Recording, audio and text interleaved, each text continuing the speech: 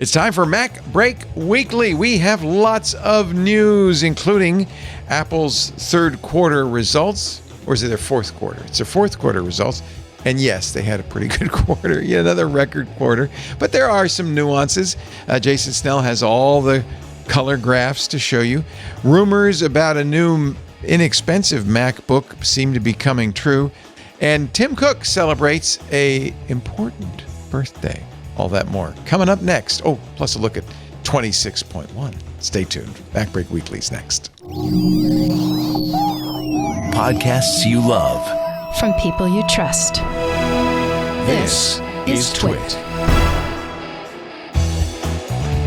This is MacBreak Weekly, episode 997, recorded Tuesday, November 4th, 2025. Dunkin and Dodgin.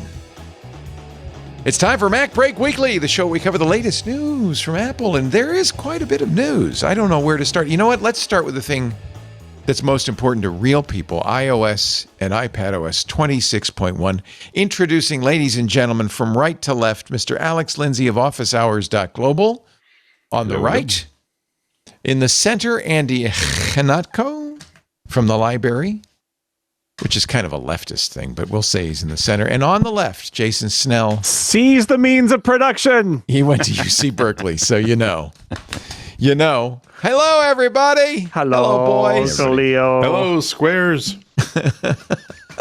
Yes, it is like Hollywood Squares or the Brady Bunch. So we're going to save your beautiful charts and Apple's results to the second story. Nobody cares about that. They do. I know they do. But honestly, slide over, kids, is here. Yes. Yeah.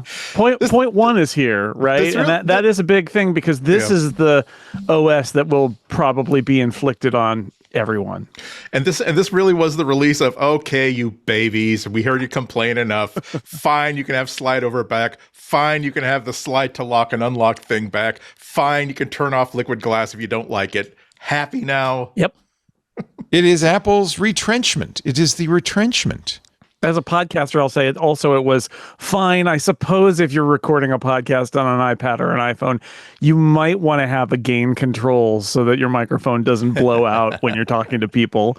Okay. So they added that too to their new podcasting feature. You can make that microphone a little quieter and choose where to save the file when you're done. Little stuff, but I think good, right? Because the alternative would be that they wouldn't say, "Oh, fine."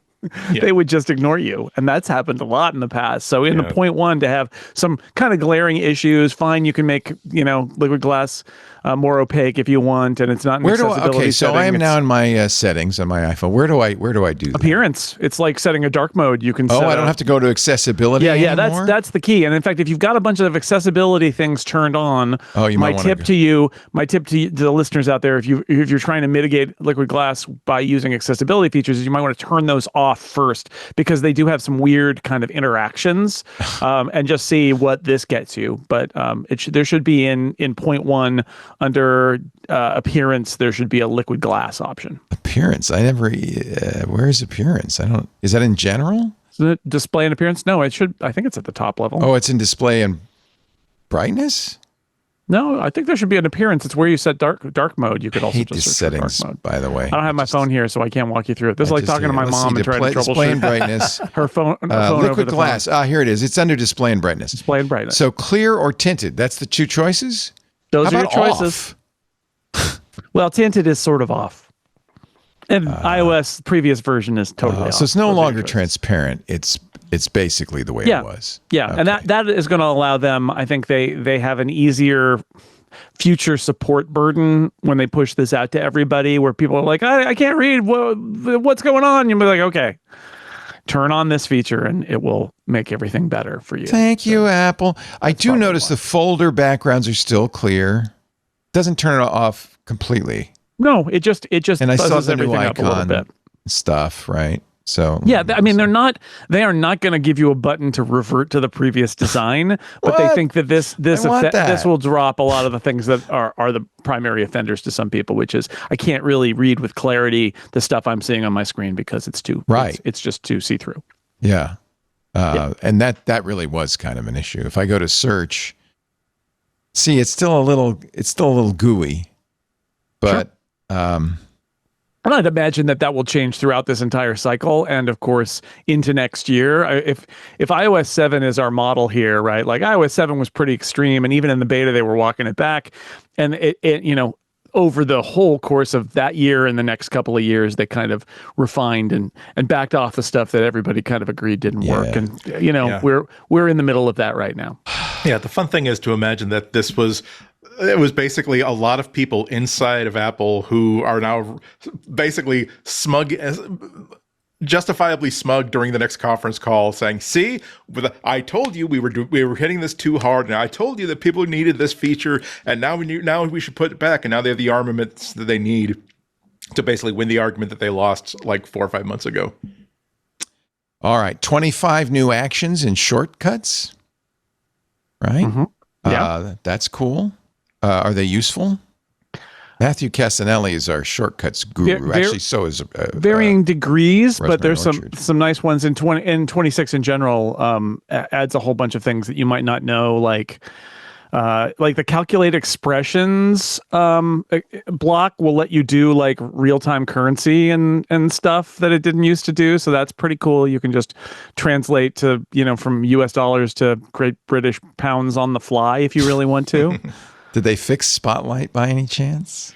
I've heard varying degrees about whether the Spotlight bug has been crushed in 0.1. Yeah, I will say that the bug that I was complaining about last week about how Spotlight launching of apps wasn't working, for some reason, whatever minute little detail or code or key that was deeply inside my library had been fixed and updated, and now it's actually working again.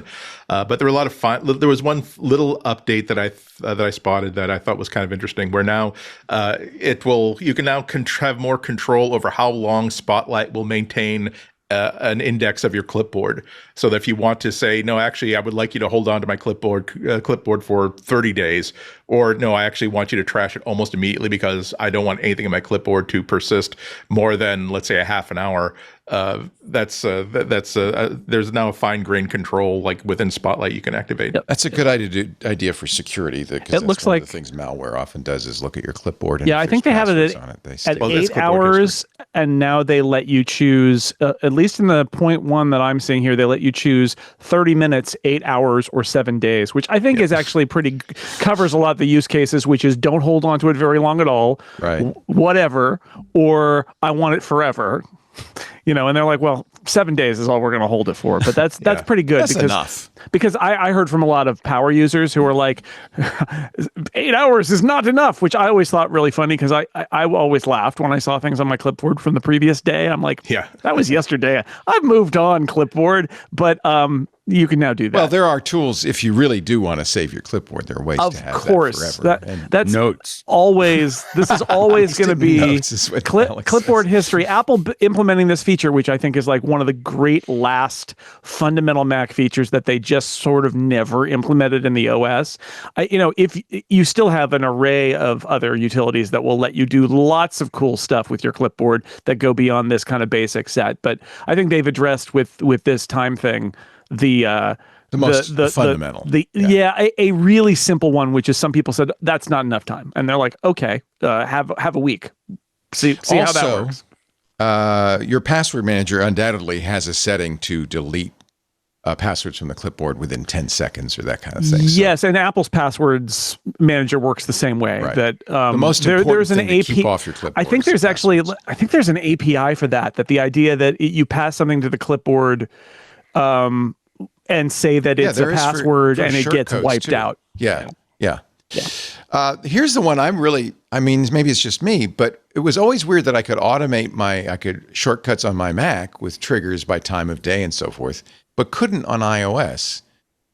But they've now added those automatic shortcut triggers to iOS. So finally, including time of day, alarm, email, message, folder, modifications. Isn't that the inverse? The Mac didn't. Oh, it's the have other that. way around. You're right. What am I saying? Yeah, Have they yeah. added it to the Mac? They added to the Mac in 26, which is really nice because you can actually do that thing where I wasn't paying attention. I knew it was added. But it was maddening because it's like, well, wait a second. It works on the iPhone, but the Mac has no concept of automation. What? I wanted my so wallpaper to change via a shortcut, and I could do it on the iPad, but I couldn't do it on my Mac. Okay. That's good.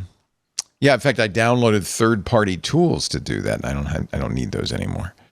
So shortcuts much improved. I think that's a nice change. Mm-hmm. There's, of course, as always, security fixes, which means you should do 26.1. It's available as of yesterday for iPad and iPhone. I think if you're on Tahoe, you should absolutely update. And if you're not on Tahoe, I would say on the Mac too. You say.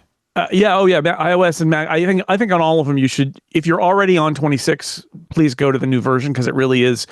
You could argue that this is the real version for everybody, and that was a beta and all in name because you had to choose to be on the 0.0 version.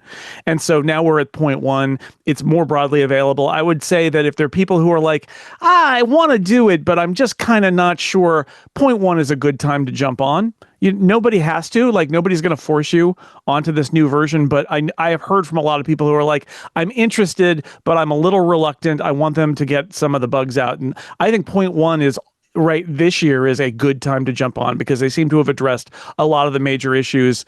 And, I think it's very usable on all those platforms now. Hallelujah. Yeah. Although if you're Alex Lindsay, you'll wait to 26.1.1. Or is it 0.2? You wait 0.4? I mean, I have one computer that's for the Mac is up to date because there's features I need on it. But my main Mac that I do most of my interaction with is going to be a year behind. Yeah, it's going to stay that way. It's a classic. Hold on for quantum computing. Yes. No. It's just a comfortable year. I just move up to Sequoia when Tahoe comes out. It's just like, okay, that one's stable and not going to go anywhere. And working in tech publications over the years, one of the things that I learned in the corporate environment was all the editors were on the cutting edge, and our IT people would kind of yell at us that it was a terrible job to be the IT person for a tech magazine writer or editor, because they're like, oh, you probably shouldn't update. And we're like, oh, no, we're on the cutting edge betas, sorry. But the production staff, our designers and artists and stuff, we're always a year behind. Yeah. And because if you've got an entire production process going and one thing deviates or breaks or is different or requires, right? Like it upsets the whole chain of production. And so like we would just pass the files over and they're like, stay away from me with your weird operating system. Just give me the file I need. And it makes a lot of sense. The lesson for me was somewhere in the mid 90s. I had this, I don't remember what the tool was that did this, but there was a script that would do all the classified ads into a magazine I was working on from FileMaker. So it would take FileMaker and it would export them all out and it flowed them all in correctly with a whole bunch of rules into Quark. And then it's the hand of Sal Segovian happening. There was an Apple script that would do this very complicated thing. And there was an update and someone ran the update on the computer that does that thing. And we almost didn't publish. And it was just like one little, and it was like one call didn't work, but then you're digging through all this code and there's mass chaos, and there was a day of running around and everyone yelling at each other, and we found an old computer that hadn't been upgraded yet and ran it, and everything was fine. And the good news is, and Apple knows this, and this is why if you're on like Sequoia or you're on previous versions of iOS or iPadOS, if there's a security issue, you will be offered an update for that security issue on that version. It won't be like, well, you're just insecure unless you come to 26. They're not going to make you do that for like a year or two. So you've got time because they know that, and this is what I always say during the beta period too, is like, if you've got stuff you rely on, you got to be really careful, because that's where do not break your business because you were curious about clipboard history in Spotlight, right? Come on, don't do it. Well, and the thing is that like with Windows, I don't understand how people live that way. I mean, like it's like this crazy, unless you have enterprise and you can say, I never want to move this up. If you have pro or a consumer version of Windows, you're just in this, and to me, what feels like a chaotic state of, I had a regular pro license on a Windows computer when I was using the Oculus, when I first started using it, and every time it updated, my Oculus broke. like it was like every single time. I was like, okay, now I got to figure it out. You got to wait a couple days, then I'm gonna have to patch it, and then I have to do this thing, and I finally, it was what killed my usage of Oculus, was just dealing with the PC updating. Yeah, I'm gonna do a little footnote here because people were asking in the Discord. Sal Segoyan was the AppleScript product manager at Apple for years, but before he was that, the reason he got that job is that he was the magic AppleScript man. The first time I saw him was at a conference. I think it was at a Worldwide Developer Conference, Apple conference back in the 90s. Yeah. And his demo, his go-to amazing, you won't believe this demo, was FileMaker database, AppleScript, laid out an entire classified section in Quark Express using nothing but a script, because all the necessary logic was implied in the data in the database. And I saw it, and I still remember. I remember what the room looked like. I remember watching that. I remember my mind being completely blown, and I was not surprised that like a year later, he actually works at Apple now on Apple Skye. I see where this is going. It was life-changing. Before I got to the magazine, they were doing it by hand, and I was like, how about we do it this way? And it was like a day or two of me fiddling with the data and everything else, and then I pushed it all out, and they're like, so how long does it take to do it again? Another 2 days? I'm like, no, it takes about a minute. No, that's the key. We'll get those 2 days back in the next utter 2 months. utter legend. Like where he would just simply say, he could either, if he needed a feature to be added to the Macintosh operating system to make AppleScript better, he could either use the regular chain of command to pitch to management into the chain, or he could simply basically go into the right engineer's office, lay out some cash, saying, "Hey, here's X dollars. Could you just tweak this and it will do it?" Famous for jumping up and down on the desk of somebody who is basically trying to kill AppleScript because they're not getting it. Famous for when Steve Jobs came back and had the big all hands meeting like at a town hall to basically shout at every project manager to tell them that their work is a piece of crap and that they're bringing the company down. Being the one person who shouted back, you don't know what you're talking about, and then basically saving AppleScript because he would not back down, and Steve was just testing him. Yeah, legend. For those who don't, for those who do not know, I'll just say, if you lived through those darkest times of the Mac, one of the reasons that Macs stayed in use when Windows was 95, especially, was taking over, was that people had written these enormous production systems that were automated with AppleScript, and they literally couldn't move off the Mac, and that helped save the Mac for long enough for it to come back and for Steve Jobs to be there. And then there was in the transition to OS 10, there was a real question of, were they going to bring AppleScript back, because they could have dumped it and it would have left all the publishing customers would have left and gone to Windows. And it was Apple was a much smaller company, so publishing was a big part of that. And huge. I was given a PC in the early 90s to do to do pre-press, and working with service bureaus with a I've got a Windows machine was a nightmare. Like it was literally years of just trying to explain to them and trying to figure out how to get files back and forth, because the entire world was Mac. Like everything there, it was the one place where you were in this tiny little minority of people, but just because that's what Prime Sports Network bought me to do the work. Sadly, it did not save Sal Segoyan's job at Apple. No, but he's working on Omni Group. Yeah. He's working at Omni Group, and I actually just got they're coming out with a new version of Omni Outliner, and they've built an entire thing that is actually kind of what everybody's doing now, which is they're building a set of JavaScript frameworks that are cross-platform that you can use, and then if you want to connect to AppleScript or shortcuts or whatever, there are shortcuts hooks to run a particular JavaScript script or to run actually arbitrary JavaScript that you send. So they basically have built a whole new app scripting framework using JavaScript, and they're not the only ones. My beloved Audio Hijack from Rogue Amoeba, that's all JavaScript scriptable, and Sal has been one of the really key people in working on that stuff. I just talked to him last week about what he's doing at Omni. They're doing some very cool stuff, and the nice thing there actually is that Apple's got a core of a JavaScript framework that is available on a runtime that's available on all their OSs. So you can count on that JavaScript being runnable on Mac and iPad and iPhone, and that's a big win for them. So he's still kicking, even though AppleScript is still kicking because nobody's really properly replaced it yet. So it just sort of sits there. Sal always said that. He said they can't kill AppleScript because it's still used in production. Nightscape in our Club Twit Discord, Hi Nightscape, says, I was working at Gannett, a little people in Minnesota, around the same time, helped with the TV Guide regional layout script in AppleScript. Never do a task a third time. St. Cloud Times was one of the first daily papers online. It was all AppleScript and Miva, M-I-V-A, which I'm not familiar with. No. Me and a buddy programmed that in about 6 weeks. That's amazing. Yeah. Another Sal Segoyan tidbit. In some ways, he's responsible for the beginnings of MacBreak, right? Alex? He was in our first episodes. Yeah. So he was in the very first that infamous capture on green screen. Where I think we caught 25 episodes and then couldn't process any of them because I didn't know how to do 1080p yet, and so we had a camera. We just didn't know what to do with the edit part. You bought? Can I say now? You bought Lucas's. So what happened was that ILM had two of these F950s. There's one behind me, kind of hidden behind all that stuff, and it's now an antique, of course. Yeah, it still works. It still looks great, but yeah, it's so they had these two F950s, and they decided they were going to move completely to digital, and they'll hire out any kind of physical production that they're going to do, and so they had these two cameras, and I had a friend who was able to just write a check for it, but they were for the cool price of $165,000 for the two of them.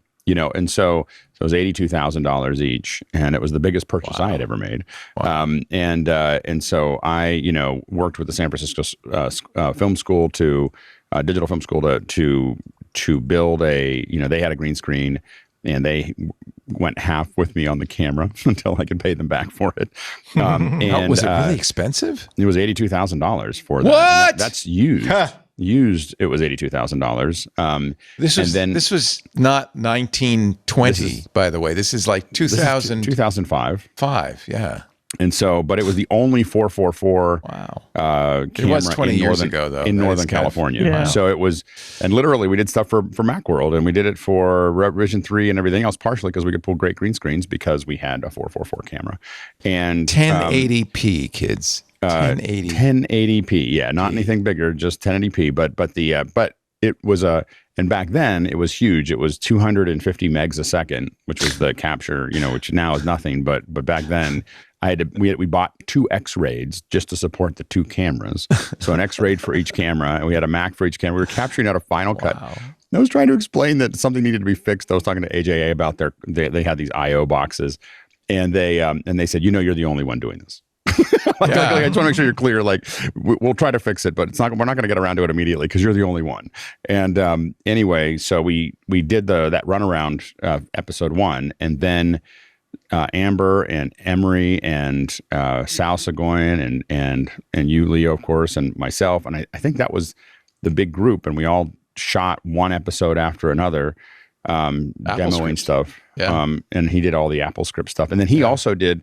When 4K came out, we did a MacBreak, I think it was the first video in 4K that went out. So when 4K was released on YouTube the same day or the day after, Sal came into the office and we shot a 4K version of MacBreak to show, to do it all. Thinking, of course, that drove us into the ground too because we didn't. Is any of this on really YouTube so we can watch? Not a lot on YouTube. It was all, subscriber stuff.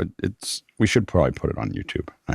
I think now you could. I think YouTube can handle 1080p. I know, exactly. So we should probably people go back don't and understand try to how find the much archives. pain was involved in that. Yeah, there's still that 8 minute limit though. However, well, the funny thing is that we, the day to day after that first push, we got to a point where we could just produce 1080p.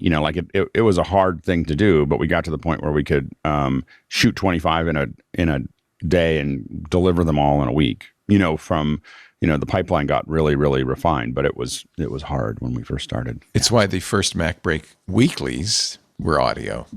Yeah. we got to do something. We wanted to put them out the same day that we recorded them. The road to 1080p was the most viewed MacBreak video is the road to 1080p, and it was only done because Leo was where the hell is it? We got to put something out. You got to put something out. Like we put one out, you got to put the other one out. And I was like, okay. And I just did this. I scribbled on. We do have that on the website, by the way. If you want to watch that in glorious 1080p. Yeah. Same music too, by the way. Yeah. Wow. talk about how There's we do me. it. There's There's the Here, green this is screen, what and we there's have that to deal with on the Sony physical set. Yeah. F950, Now, which, what by you the way, see here sounds is like. what's called a Sony Cinealta F950. Oh, I thought it was you, Alex. I thought I was interrupting you. It was. This is the recording. Past Alex is speaking now. So, and if you look at the immersive video I did a couple weeks ago, you see I haven't gone very far. Just draw on the screen, like run down, just draw on the Hey, screen. you had Telestrator. Am I looking at this at the highest possible quality? Probably, It yeah. It was captured at very low quality. It was not. It was a road to 1080p. It wasn't actually 1080p. The next one was 1080p. That's why. Yeah. Exactly. Oh, Yeah, I think this one was MacBreak lower. SP1A, the road to 1080p. Yeah. Wow. Here's fun new products, but that. I think this would have been. I think this might have been 1080p here. Oh, really fun new product? Or Should maybe- I go back? Maybe not. Hold on. SP2. I think it was. That doesn't Hold look like it's video. This one is video, part 2. Yeah, and then How come we haven't updated the music? That's 20 years old music. Here's another video. This is XP on Mac. and then if Wow. you jump in there, it's this is and then. And why are we on a green screen? Did we- Because I think we couldn't publish it, so I couldn't pull a key. So here's the problem: is that I thought I had this great idea that I would have the table. I had this great idea and I think we were in the mode we were just like, just publish it, like you were just saying, like just publish it, like it doesn't matter, just get it out. Oh, there's So a green. There's the green that was working. the There's first one Emery where we- Wells, who is and now a there's billionaire. Emery. Thank you, Yeah, Adobe. And Emery, so then we were, and there was me with so much darker hair. Oh yeah. It doesn't. See, this doesn't feel like 20 years ago to me. But then I look at you and I go, oh yeah, it's 20 years ago. Here is the road to 1080p part 3. And I'm sure I would. Yeah, I was just explaining how the there's. comp worked. I knew I'd find Sal Seguin There's eventually. Sal. There he is in his famous trademark beret. Which was hard to key, and his hair was particularly hard to key. So that's why I it's used it. a good test. Big soft hair in the back there. Had to figure it out. And so I think we were Wow. showing how we were actually pulling the key for that. Oh, that's cool. Oh yeah, look. See the hair, soft, and All the details. this is great. Wow, memory lane, kids. Anyway, these are all, or a lot of them anyway, on our website. We should probably download them and put them on YouTube. I'll work on that. Yeah. I don't know if any of the actual 1080p stuff is on our website. Yeah, Is it? fine. There you are at Macworld Expo, Yeah. looking at the latest Mac Mini, I guess. Wow. Or is that CES? NAB. NAB. Wow. So this is back in the day, ladies and gentlemen. We're going to take a little. Oh, anything else to say about 26.1? I didn't realize. So it's Tahoe, it's Apple TV, it's everything. All the things. all the things. The watches. Also, just about an hour ago, Apple dropped 20 developer betas of 26.2. Oh man! Interestingly, for everything except for Tahoe. Ah, interesting. Well, It's sometimes not late. unusual. It's not unusual for them to like drop it like one day after the major release. I left out the most important new feature. The alarm clock snooze button is harder to snooze. You can't hit it by accident. You have to slide it over. What a relief. If you were one of those people that accidentally snoozed your way into being fired. Have we? And of course, the new Siri is here, right? No. In the coming year, which Tim Cook now says very specifically is next year. With a little help from their friends. In the coming year. Who are their friends? Do we know? There's Gurman There's a story about it. Yeah. There's a story about it that basically Apple is now saying, hi, Google, could you build us a version of Gemini that runs on our secure AI platform that could basically do most of the heavy lifting for Apple Intelligence, at least until we can figure out how to get our own foundation models doing and performing exactly the way you do. So it's not as though they're basically farming this job out. It's not as though they're subcontracting Google to run Apple Intelligence on their servers. They're literally saying, basically build us a version of the Gemini Foundation model to our specifications that will have the privacy things that are built in to our custom AI. That Yeah, it runs on our exactly. platforms and white label it, and it will be Gemini white labeled, so it won't like be like, hey, I'm Gemini. It'll be whatever is running on private cloud compute would be Google's built thing that it built for Apple. Which is report. terrific. Which I think is terrific news for both companies. It validates exactly how good Google is at this sort of stuff, but also I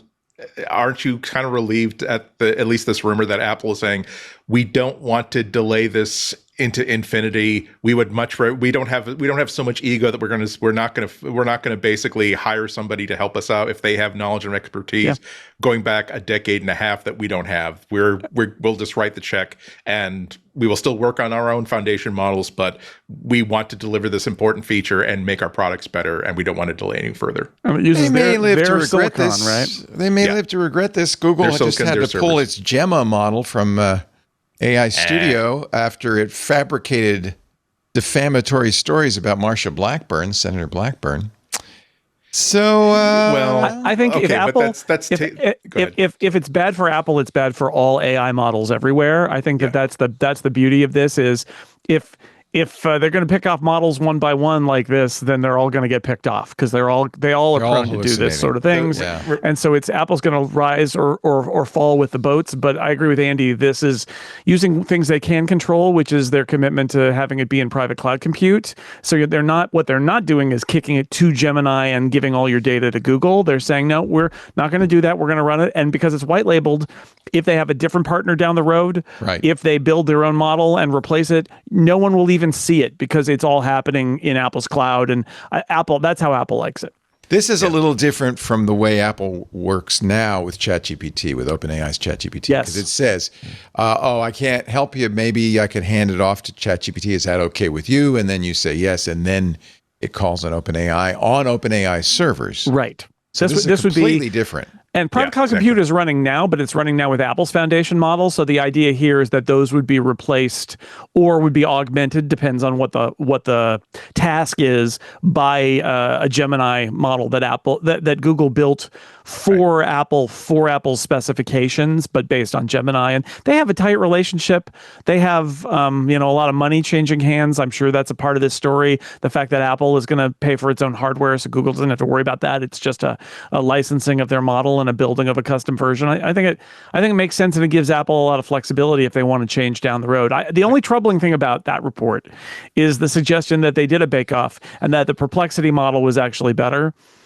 But they didn't make the deal with them because the terms weren't as favorable. And so there is a question of is Apple doing only the best for our customers, or is Apple doing, only the best that fits, right? That we can fit in here. But Google is not thought of as having an inferior model. They're thought of having a very good one. So yeah, they have a really good model. Maybe it was a little bit better, but everything's 10 times better. And I think the question is whether it's 9 times better or 10 times better. Than and in 6 months, it'll be a totally different model that's 10 times better. And that's just sort of how it goes. Yeah. I think the most fascinating thing I saw last week was an article where Microsoft said that they may just not have anywhere to.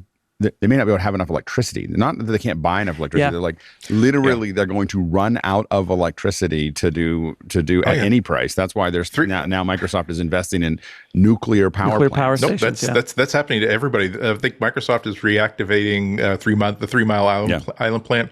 There was a news release just last week. Yeah, exactly. Well, we kind of know actually. The thing that went wrong, and they fixed. They labeled that valve. It's all fixed. And Google had a deal to basically launch a new reactor or reactivate a reactor in somewhere in the Midwest, I think. That's because there just is not enough capacity on the grid to support all of this stuff. So they basically have to basically reactivate all of these, put all these investments into nuclear power, because otherwise we won't be able to have a chatbot lie to us about simple mathematics. Well, we're going to get to Apple's financials, because this is really now becoming a financial story. We talked a lot about it on Sunday on Twit with Alex Stamos and Stacey Higginbotham and Jill Duffy. We're going to talk about it tomorrow on our AI show, Intelligent Machines. Everybody seems to think the AI crash is just around the corner. I'm not sure. I don't know. What it's certainly a financial story. The financial story of Apple's results coming up in just a moment. You're watching MacBreak Weekly with the man of many colors. Well, not many, just 6.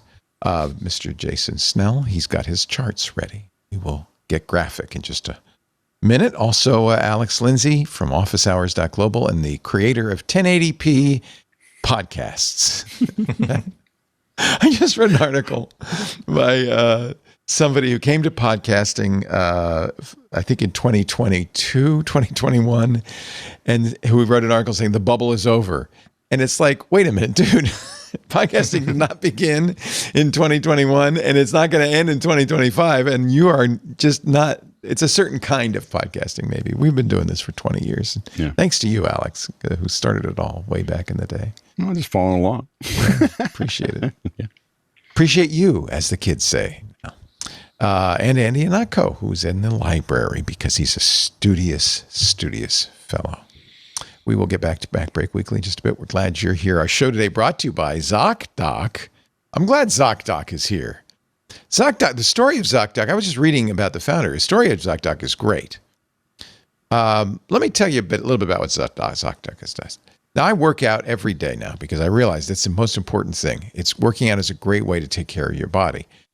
But getting truly healthy takes more than just hitting the gym. It takes consistent annual checkups with your doctor.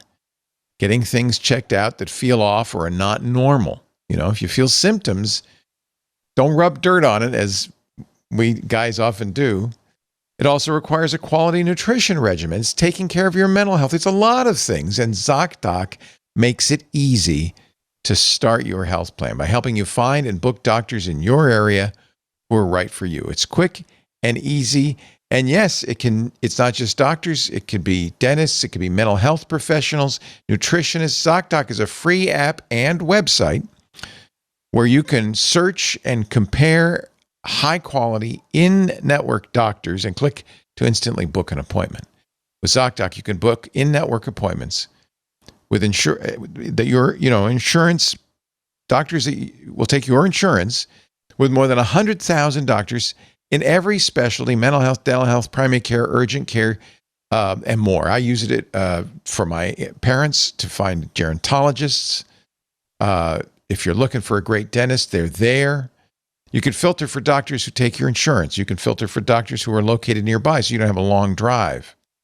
Eye doctors, just got my eyes checked, right? And by the way, I'm going back. So this is a good example where if you don't have the regular checkups, I'm going back because they said, we got to check again on something else. We're going to do another test. This is important. I feel like my eyes are fine, but it's really important you keep up on this stuff. ZocDoc, you can filter for doctors to take your insurance. They're located nearby. They're a good fit for any medical need you may have, and they're highly ranked by verified patients. That's important to me. I like to read the reviews. You could filter on specific preferences, whether that's looking for a male doctor or a female OB, a doctor that speaks a specific language, has availability that fits with your work schedule, a doctor with openings tomorrow. If you put it off, that may be what you're doing. Like, I need it now.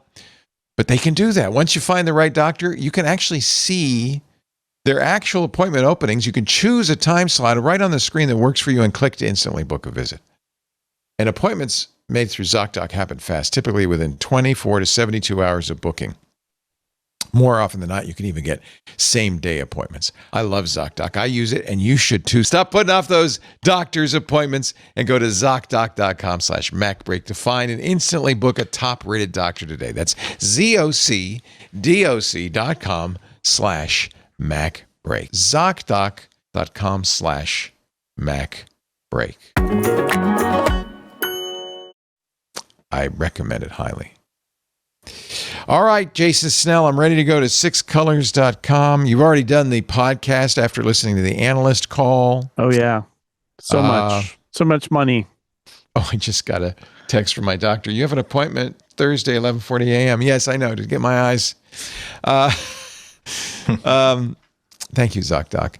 Apple's fiscal 2025 and charts. Revenue number goes up. You're jumping to the annual. So the quarterlies came out. You're looking at my annual charts, which I follow. So this quarter is the fourth quarter, the fiscal fourth. The fiscal fourth quarter, which means yes, we can look at it from an annual basis, but the news is in their fiscal All right, let's results do the quarterly, of and then we'll do the annual. 2025. I'm sorry, I went to the first thing I found. It was an all-time record which What? happened for Really? for Q4. Shocker! It is a thing that Dan Morin and I, who does Six Colors with me, have been talking about for a while. Which is one of these quarters. There's just going to be a boring non-holiday quarter that's going to casually go over 100 billion, and this was it, 102.5 billion for just kind of a quarter. Revenue. In revenue. And the thing you need to know is that they only sold iPhones for about, this is never like the biggest quarter because they only sold new iPhones for about a week and a half in this quarter. So I'm really, looking services up, Mac up. Yeah. And you'll see, and I think in some ways the biggest news is they provided some, what they call guidance, which is suggesting what their results are going to be like next time. And that's going to be, they said an all-time record quarter with all-time record iPhone sales. Did they just say, hold on to your lug nuts? You could see them. I mean, you could see the glee where they said, not only is this a record, not only does that mean this fiscal is a record, but we think that we're going to do double-digit growth in iPhone sales and set an all-time record quarter for iPhone sales and for overall revenue, those are going to be massive numbers. And the fact that they've got the confidence to do it, I think stems from the fact that they know how the sales went the following 4 weeks, right? Not just the ones that they're reporting in the quarter. They kind of have an indicator. They know what happened in all of October, right. And they know that basically that this cycle is going to be a hit for them. So they're going to make a lot of money in the next quarterly results. So they put that out there. But otherwise, the Mac was up. iPad and wearables were flat. Services continues to just grow and grow and grow. It's sort of the same old story. I think they did warn about the Mac. The Mac has had 2 really good years, but they pointed out that they're going into the holiday season this year with just that one M5 MacBook Pro, whereas last year they had practically every Mac was new. And they said, yeah, we're not going to sell a lot of Macs next quarter. It's going to go down so they're like, don't freak out when the Mac goes down next quarter because it is what they call a tough compare because last year's numbers were so good. So when you compare this year's to last year's, it won't look so good. But that's in part because they turned the whole product line over last fall. And this time they just did that one the base model MacBook Pro is all that they did. So the next quarter is starting a new fiscal year. It's going to be Q1. That's traditionally the biggest quarter because it has the most iPhone. Holiday quarter, most iPhone Q1 revenue in it. This year, Q4, this most recent quarter ending in September, was profit of $27.5 billion. So Not it's bad. $9 billion a month. Tossed off $27.5 billion in again, I'll point out one of their boring quarters. Yeah, because last holiday quarter they made $12 billion a month. Yeah, that's just it. Do you think they'll suffice it exceed to say, that next quarter? Yeah, I mean, this I think so. I think they're going to exceed all of those things, and they have great confidence in it. And that's the thing. In fact, one of the things that also was funny, one of the boasts that we got from Tim Cook in this event, Tim Cook and Kevin Parrick, his CFO, was somebody asked about the fact that they said that they were actually a little supply constrained with the iPhone, which is interesting, right? Because it means that either they misjudged how many iPhones they would sell because they would prefer, to be able to make exactly as many as they could sell, but they felt like they didn't make enough, and it could be that there's more demand. It could be that they failed at their judgment, and somebody said, well, is this a ramp up issue? Is it just that you couldn't? So many companies have that with a new product. They're like, we couldn't make enough in time. Apple really does. And these Cook was days, like, right? It's not a ramp problem. It's demand. I mean, he just said it. He's like, we can make as many. We made a lot, and still wasn't enough. People wanted more. Yeah. And that is again him kind of like doing this boast of this is why just wait for next quarter, everybody. He did seem to. Any hints about the Air at all? None. No. None. I mean, other than they were generally very positive about it, about the phones in general. Also, we don't know. Like China, the Air only went for sale in China late, and overall composition. Like they don't talk about that stuff. Right. Sorry, Andy. Sorry, Doc. Go ahead. Oh no, I was just saying that it was interesting. They kind of broke. He answered the question twice. Once by saying that the problem with not being able to furnish enough iPhone 17s was because demand was incredible. Then he was asked, I think he said something separate about the iPhone 16, saying that they just didn't make enough. which seemed like this exactly the same thing, but phrased in a different way. But it was interesting to me that he broke it out in a different way. Yeah. He also he was also a couple of times asked specific questions to, hey, can you break things down a little bit? And he basically decided to sort of like, punt the question, saying, oh, well, we don't have granularity on 17 versus 17 Pro. We don't have granularity on what is driving these things. We don't have granularity on. He wasn't saying these things, but basically saying we can't say whether or not AI features are driving sales of the iPhone 17 because we don't have enough numbers yet.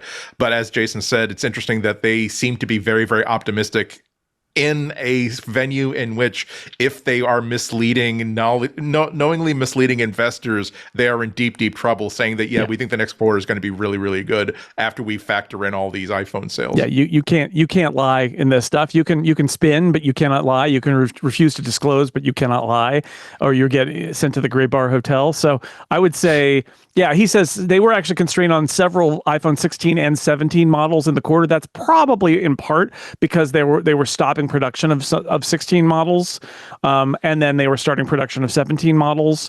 But and actually, it's funny, Andy, you mentioned the AI thing, because given, I think, the opportunity by an analyst to say people just buy our phones because they love them and Apple Intelligence isn't really part of the equation, Tim Cook refused to do that. He said, I do think that Apple Intelligence is one of the reasons that people buy phones, which, we can all continue if we want to be skeptical of that. I thought that was funny. I think that's a sop to the investors who are very concerned about Apple and what it's doing with AI. But I will say this was one of those quarters, we talk about it here a little bit. This was one of those quarters because I only watch CNBC for 30 minutes a quarter, right? The 30 minutes before the Apple results come out, I'm kind of curious what they say. And I will say this, there's still, obviously they want, it's AI everywhere. But I did hear from a few analysts, it was kind of like, oh, it's so refreshing.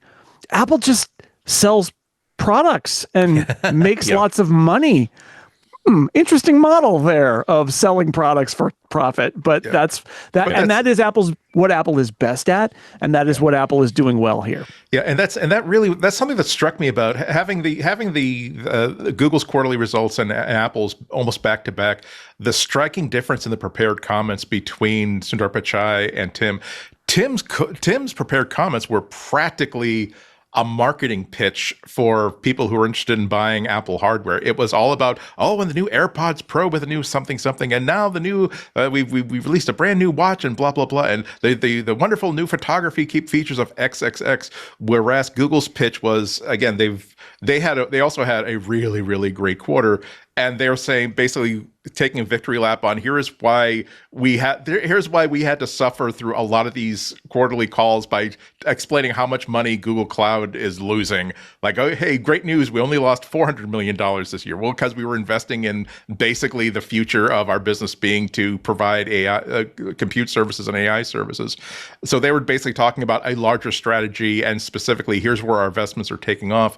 I thought it was interesting how, again, it was, you basically cut and paste from like the Apple Store pages on a lot of the stuff that Tim was talking about, because, as we've been saying, they are a products company. They did have to address AI, their spend.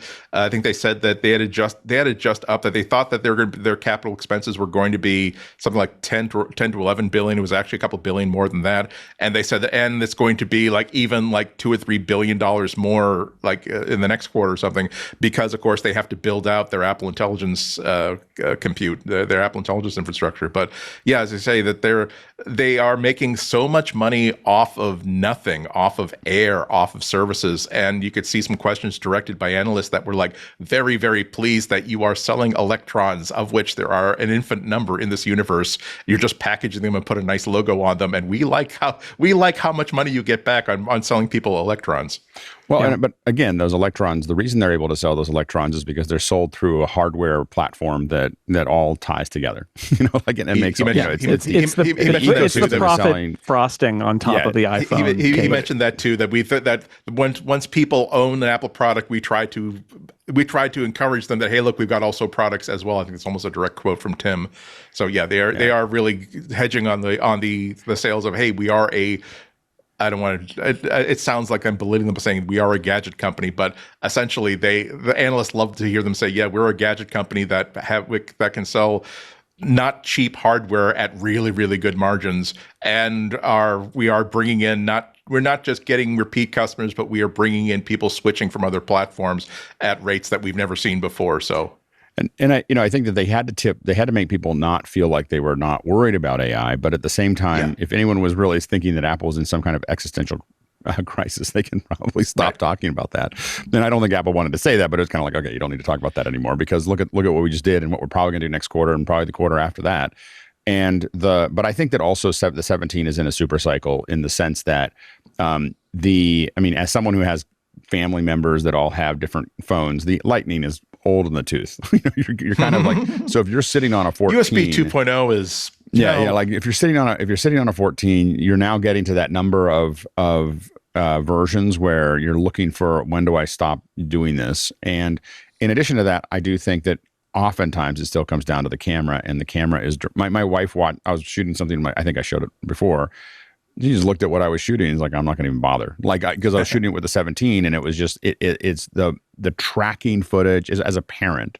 The 17 is like what you can shoot of your kids at a long distance away, stabilized, is at a whole different level, and that's selling cameras. I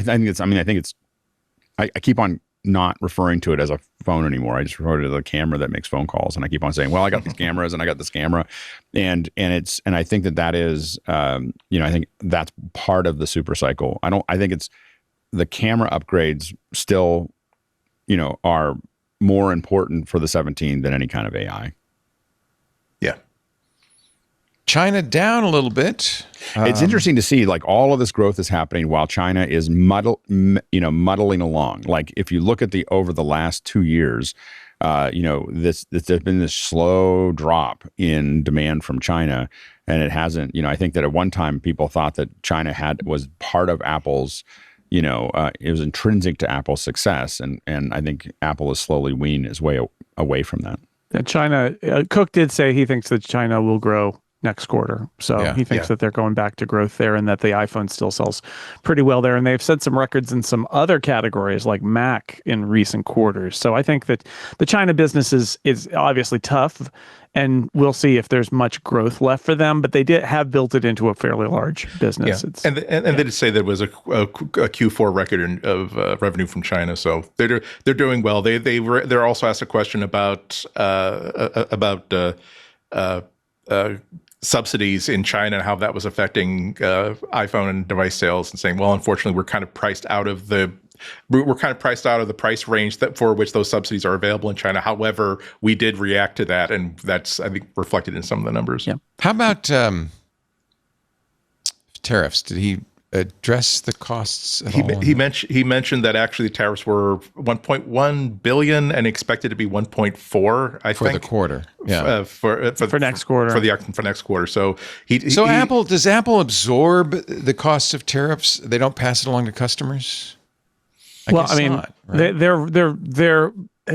the thing: is their profit is not changing. Their margins aren't really changing. So I think that the answer is there are always some tariffs, and there's continue to be tariffs, but they're reducing them as much as possible. I think they've also found ways where, like the 17 Pro starts $100 higher, and yes, it's got more storage than, but they're not selling a $999 model. Right. There are places There's around the edges in there they can play with that a little bit. Exactly, and I think that they prefer to do that sort of thing. So they don't seem to be, and all of their forecasts are, by the way, unless something changes, right? Like if they were to get whacked with something, then them talking about this great quarter they're going to have, something terrible happens and then they can't do it. But they seem to be pretty comfortable. Somebody did ask, by the way, about Google search, and it's very funny how you try to get Apple to say things and they don't say things. But the subject came up about Google search revenue, and the way that the analyst approached it. This is Wamsi Mohan from Bank of America. He said,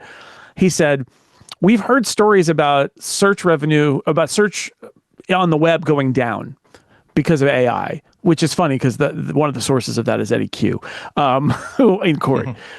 Has that affected, materially your growth, and is it going to affect your growth in the services category, because that is part of what you make money on? And Tim's response is kind of amazing. First off, he says, well, that's our advertising category. Yeah.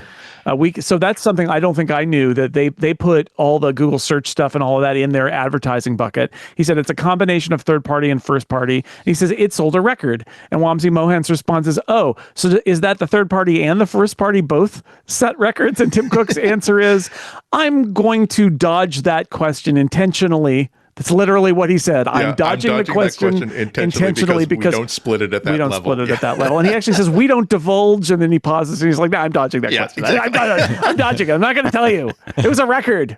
In fact, that's the title of your article: Holiday Dunks and Questions Dodged. Yeah. There was a lot of dunking attitude. They were doing a lot of celebrating, and then they were dodging. He's always dodging questions, but I like that he just admitted it. That was nice. Me too. Come on, just you said it's like I'm dodging it. That's Thursday what was a doing donuts day last Thursday. Well, they were dunking. They were doing donuts in Apple Park, and they were dunking and all that. I mean, that moment where they're like, "Oh, we are not ramping. We just have a massive demand for our profitable product." Well, must be hard. As many as we can. I think you can say Tough that you're just dodging it when you just feel pretty smug. Like I don't have to try to explain this to you. I'm not in the corner. Also, none of these analysts, all these analysts know that they're not going to answer that question. Right, but I appreciate the try by Wamsi Mohan. I think he put it on extra layers of secret sauce and conundrums inside conundrums to try and get. And Tim was like, "Yeah, no." You almost got me, but no. Yeah. Well, but he did get a revelation, something that we didn't really know, which is it's an advertising campaign. Advertising, and that it set a record, right? So I guess that was a disclosure. I think what he basically is saying is whatever reduction might or might not be happening in search ad revenue is being offset by other aspects of Apple's ad revenue business because it set a record. So, he's not going to tell you more than that, but it could be interesting to calculate it that way if you're thinking of if the Google search deal is going to decrease in value over time, which we don't know, but if that's the case, Apple's sort of winking at the fact that they've got other stuff that can pick up the slack.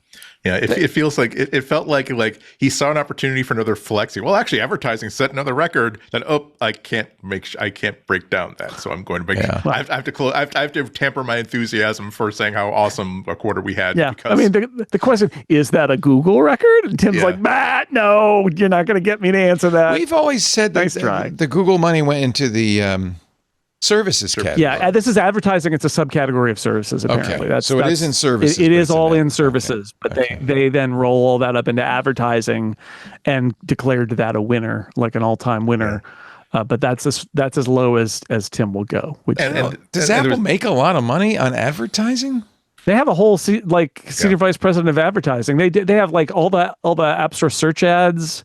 And I think there's stuff in news, and they're going to bring advertising to more places as well. There's a story about how it's going to be in Maps. Right. I still believe that one of the side effects of them raising the price of Apple TV is that they'll be able to do a cheaper version of the Apple TV service that has ads in it at some point. Actually, we might be jumping ahead a little bit, but there was a really good interview with Eddy Cue and the head of Apple TV, and Eddy Cue explicitly said that, no, we're not looking for let's see. On ads, nothing. It was asking about an ad-supported tier. He said, "quote Nothing at this time. If we can stay aggressive with our pricing, it's better for consumers not to get interrupted with ads." Unquote. Yeah, nothing at this time. At this time is doing a lot. I get it. I actually would hate it. And this isn't a quarterly, so he's not going to get sued for misleading people. Yeah, but still, that's sticking his neck out a little bit. What's really interesting is that other CEOs have already said that one of the reasons they're raising the price of the no ad tier is to push people into the ad tier because they like make ads. More money. Yeah. They make more money on the ads than they do on the and I have to say that I just can't. I don't know how people live that way. I'd rather have less. I've gotten rid of services. I just canceled a bunch of services so that I could focus on the ones that I'm watching videos from. Yeah, I want to say it's not so much that they're raising the price in order to push people to the ad tier. It's That's more what they that said. if you're making, it's not that though.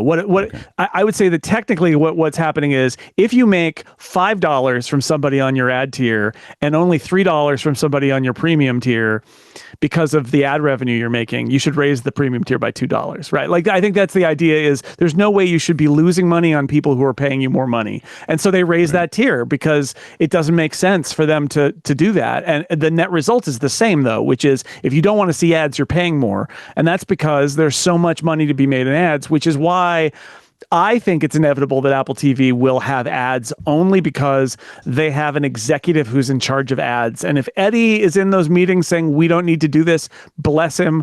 I was in a lot of meetings when I was at IDG where I fought against intrusions into more and more things that I think our audience would hate.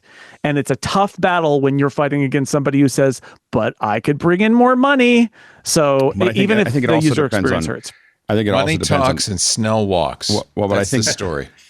But I also think that it is where is Apple financially? I think if Apple's selling iPhones like hotcakes, it gives Eddy Cue more like we don't need this right now. We don't need to go down this path. If they start getting squeezed, if something gets pulled back, then it's like let's pull out all the stops, to make sure that we make it. But I think that's where it comes into it, where Apple's worried about it. But I think if Apple's not worried about revenue in the way that they are right now, I think if they lost the Google deal, for instance, because of the legal challenges and everything else, now they have to, where do we come up with $20 billion? Worried about demonstrating services growth at a time when other parts of their business are not growing, right? That's always been, the services has been there. So like if you've got a slow iPhone year or two, they can say, but services, look. And I agree. It's a way to goose that services line when they need it. Because right now, I do feel that they really are becoming the next HBO. You look at the stuff. The stuff I just finished the newest episode, the newest series of Slow Horses. The new, the episode was just amazing. So good. Oh my so god, good. such a good show. It was just so good, and it took me so long to get into Slow Horses. I kept on looking at it going, oh, I'm not sure. And now I'm looking at doing the one with Emma Thompson just because of Slow Horses. It's not as good. It's the same author. It's another book series. It's a little weird, but then I watched it because of Slow Horses, and I'm watching The Last Frontier, which is really well made. There's some weird decisions, but just I feel like the craft is so high. It's like the old HBO days, isn't it? It is. That's what I'm saying. I think it's the new HBO where they just money is. It feels like money is no object, and when you talk to people who work on those teams, they feel that way too. Apple may be doing less features and less things, but when they do something, there's it's like, what do we need to do to make this as good as it can be? Yeah, and that's more stuff that comes out in that interview where they're really stressing that, like Eddy Cue speaks of Apple TV as an extension of Apple's stated core philosophy, which is that it all starts with the human touch and the humanity, and that's why no matter what kind of a series or movie we do, there has to be connection to humanity at the core of it, and reiterating we're doing quality over quantity. He also said that there was I don't think we even called it a rumor, but last week, the week before, that what if Apple's in talks to buy the Paramount library or whatever, and he basically said we're not. Thank you very much. I knew I got that wrong. But saying that, we're building an all original service. We're not building on the back of a pre-existing IP or library. Eddy promised us time and patience. That's exactly what he's delivered. You're now seeing the culmination of that time and patience and incredible partnerships with the best storytellers in the business. That was Jamie Erlicht, the co-head of Worldwide Video. And the other thing is that when you look at F1 and MLS and some of the MLB stuff, they're sitting on an enormous amount of potential energy. It's just like they haven't even started to pull the value out of those relationships on what they can do immersively, what they can do with added content. No one's doing that very well right now, but there is so much content when you have the production capacity that Apple has, and then you add these sports. There's so many other pieces of content that could be created that they haven't done yet. So it must be really interesting.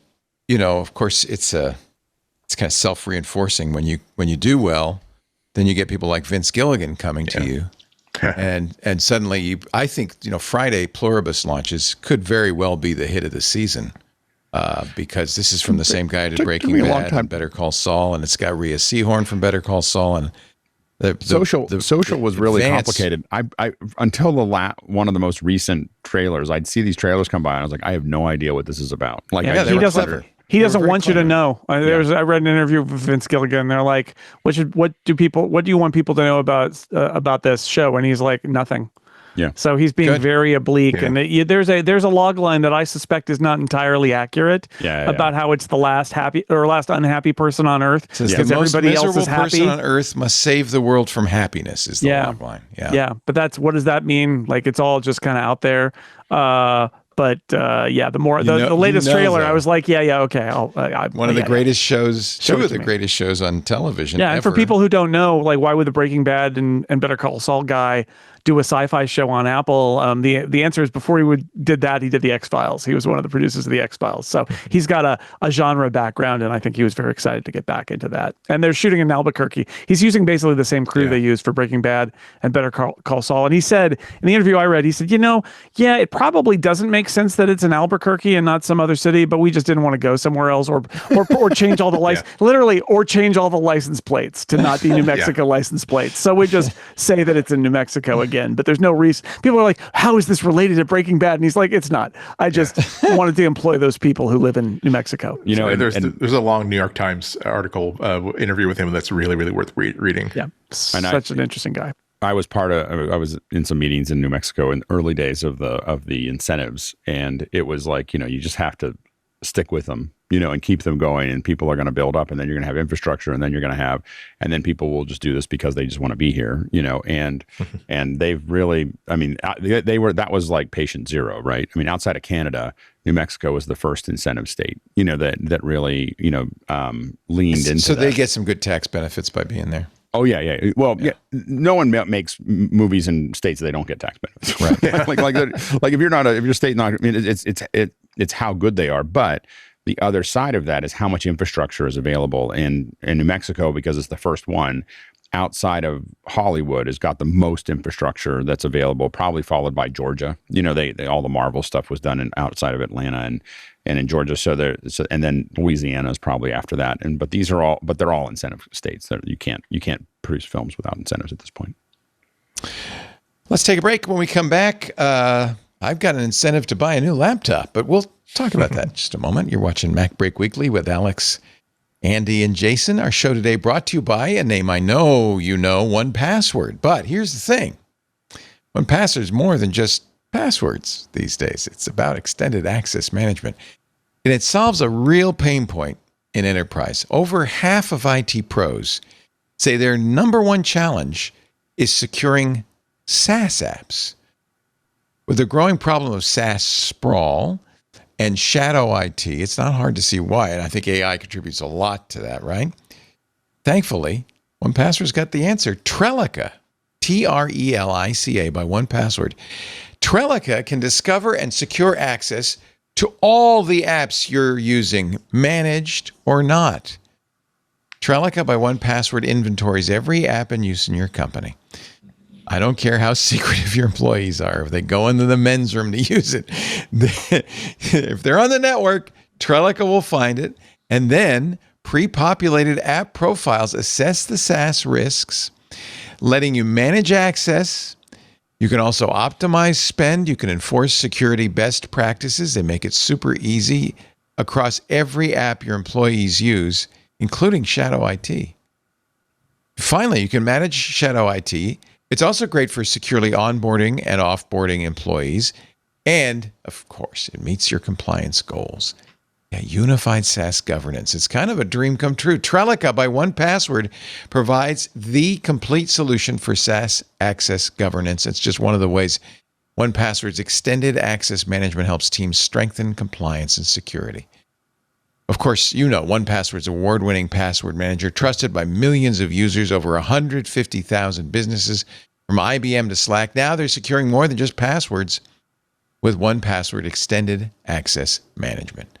And from day one, 1Password has been about security. They're ISO 27001 certified, regular third-party audits, and the industry's largest bug bounty. 1Password in every way exceeds the standards set by various authorities. They're a leader in security. So take the first step to better security for your team. by securing credentials and protecting every application, even unmanaged shadow IT. Learn more at onepassword.com/MacBreak. That's onepassword.com/MacBreak, all lowercase. onepassword.com/MacBreak. We thank them so much for supporting MacBreak Weekly. Gurman today, this morning, just before the show began, Apple prepares to enter low-cost laptop market for the first time. We've known about this for a while. This is the laptop with the iPhone chip in it. He says it's codenamed J700. He says will be sold for well under $1,000.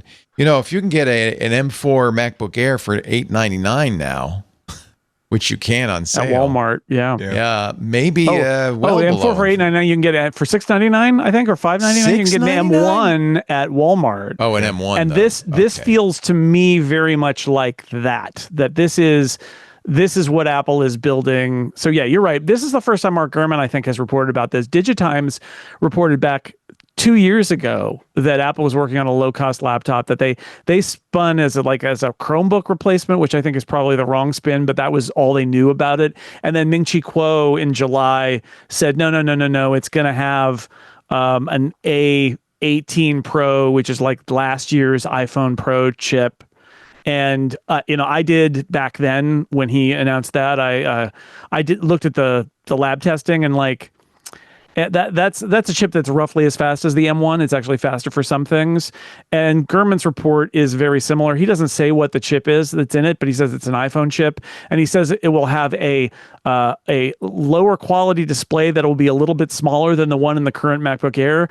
But, I feel like he's just describing the M1 MacBook Air because that's got a 13.3-inch diagonal instead of 13.6. So the more and more I hear about this product, the more it feels like Apple has been doing this really interesting test where they've still been selling M1 Airs in Walmart for a very low price. And I think they must be happy with what they're seeing and happy having that product there. But it's an M1. Are they still making M1 chips anymore? How many can they have left? So it's like, well, what if they took that and put a comparable speed chip, which would be a more modern iPhone chip, and just keep it rolling and sell that across the board? And so the Gurman not first to the story by any means, but he is bringing his sources to bear to say, yeah, this is going to happen. And it's going to happen first half of next year. First half of next year. He says it's in active testing at Apple and already in early production with overseas suppliers. Remember that just what we talked about earlier today, that during the earnings call, basically he said that, Macs are not going to do gangbusters in the next quarter. So that means that, okay, we're definitely not seeing the cheap MacBook coming in the next quarter, but the quarter after that, like after January, like sometime in the spring, particularly the time when there's a lot of bulk sales that are happening to corporations and to education. It's a really interesting idea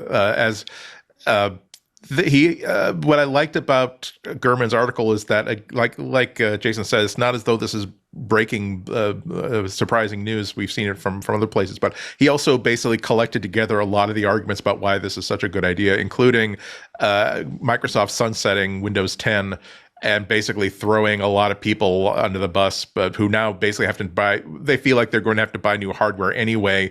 This is a good time to attack a vulnerable market because there's the 100% of the laptop market under $800 to $900 is Windows. So there's nothing to do but sabotage that.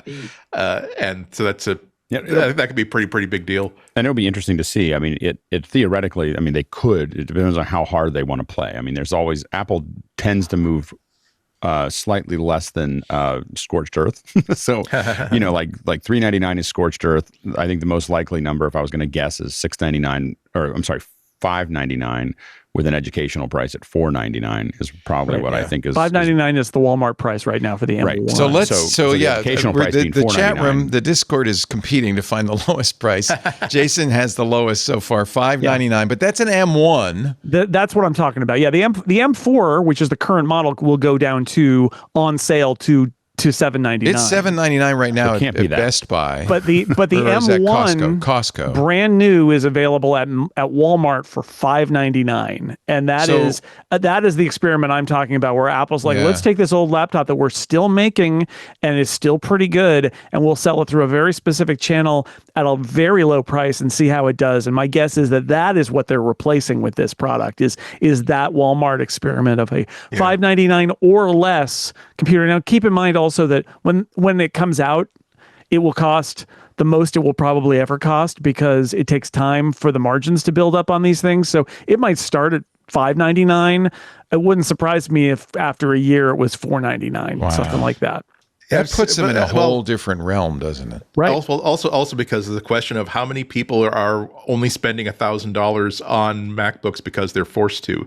I'm sure the part of the calculus that Apple's doing right now is that, but if we put a $500 MacBook in the product line, how is that? Are we going to sell enough of them to offset the sabotage of people who weren't necessarily interested in spending $1,000 for a MacBook Air, but were willing to because they had to?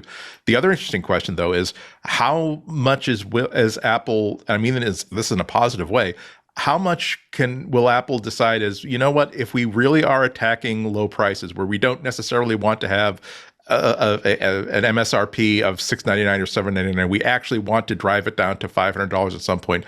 What can we sacrifice and still give people what we consider to be a Macintosh experience? Again, smaller screen. It's not going to be OLED. It's going to be an inferior quality display. Or are we going to say we are not going to give you MagSafe? We are not even going to give you 2 USB-Cs. We're going to give you 1 USB-C that is for data and charging, just like an iPhone. And if you want extra ports, congratulations, you just entered the Dongle Academy. The trackpad, can they even consider, what if we don't go for haptics? What if we make that just simply a clicky trackpad? It's going to be, I don't pretend to know what these final decisions are going to be, but it's interesting when Apple releases this to see what Apple considers to be the basic table stakes of, if we're not willing to cut things even any lower than this in terms of features, component quality, build quality, because then we don't feel as though we can call this a Mac anymore. So who should buy an M1 MacBook Air with 8 gigabytes of RAM? And that's what, is that a 4-year-old, a 5-year-old? RAM is going to be the big eliminator. 8 gigs of RAM, 5 years old. Yeah. It feels like for $200 more, you get 16 gigs, you get an M4. It feels like. Yeah. So this is the balancing point, though, is that Apple doesn't want to pull people from the modern MacBook Air. They want to reach people who are not going to spend $200 more on a computer. Right. That maybe $499 or $599 is kind of a big ask for a new computer. You get plenty of Windows PCs are down that right. price. So that's what they're going for. And I know we've said this on a previous show, but I'll just restate. This is what Apple Silicon has wrought, which is like Apple Silicon is so good that they look at the MacBook Air and it's like, wow, even a 5-year-old MacBook Air is pretty good. So it gives them the ability to build a much cheaper Mac that still meets they'll say it's their quality bar, I think is what Tim Cook always says, that will match that. Well, I think that's what it is. And to answer Andy's question, I wish this was more of a mystery. I kind of gut feel like the parts are going to be what's in the MacBook Air M1. I feel like that they're just going to they got them. 8 gigs, you think? I mean, I mean, maybe there's an option for 12 or something like that, but they might do 12, but that right. They want to keep it low. Can that iPhone chip do more than 12? Well, but I don't know if it needs it. I have a bunch of Mac Minis that are, I mean, the Mac Minis that run office hours in the morning are all 8 gig, and they're doing 4 1080p streams out of each one of them. And these are the generation 1 M1s with 8 gigs, and they're barely working, And so if you're looking at, we have to look at what we're doing. I mean, they're at like 30% capacity, Okay. And so the main thing is that all I was going to say is that there's plenty of things. If you're surfing the web and you're doing documents and you're doing a bunch of others, 8 gigs is enough. Like we have to remember, it's not what do you want for everything, but I have a little, again, I have a little M4 Mac Mini that might have 16 gigs in it now. But the thing is that it screams this. And now and so the thing is that these base units, I buy stuff at 96 gigs or above. Sure. But when I think about like little tools and what people and what my kids would use for school, there's nothing that they're doing at school that would require more than 8 gigs. Yeah, and that's what that M1 Air is, and I think that this is a kind of a product that doesn't have configuration options probably at all, because your configuration option is to go up to the M4 or M5 MacBook Air at that point. Yeah. Not to up configure this thing. Like it's not the, and if it is that processor from last year, I don't know if it can do more than 8 gigs of RAM. And maybe that's the whole point, is that this is it. It's Apple's, one size fits all lower price laptop. And if you want to go up from here, get a different model. Yeah, and to anybody who's like concerned about like M1 level performance, I'm live streaming in HD right now from a 2020 M1 original Apple Silicon MacBook Pro with 16 gigs of RAM. Okay, fine, but still, I don't feel as though I'm really constrained by the CPU. This is also an opportunity to say, okay, well, what if we've never had how long have we had, has it been since we've had a MacBook with really interesting colorways where every year we think, are we going to get a lime green one? Are we going to get a pink one? Are we going to get a yellow one? This would be such a great opportunity, particularly if they are going for education, to say, you know what, you don't have to just cover it with stickers. It actually might be so cool looking that you don't want to cover it with stickers. Yeah, Quo suggested in his report that this thing would potentially have colors, that they were experimenting with that idea. We'll see how that goes. And just to say it again, the A18 Pro chip that was in the iPhone 16 Pro is faster single core than the M1 and faster at GPU tests than the M1. The only place where it's the same speed as the M1 is in multi-core, because the M1 I think has more cores than the A18 Pro. But like, in every other way, not only is it not a chip that Apple is probably not making anymore in any volume, but it actually is a better chip. It's not as good as even an M2, but like that M1 performance is still great. That's my point about like how great Apple Silicon is, that it makes this possible. Is they can take a chip with performance characteristics that are sort of like 4 years ago-ish, and the truth is that it's still pretty great as a computer, especially if it's $499. Or remember, like, I think the cheapest Mac ever sold was the Mac Mini at $499.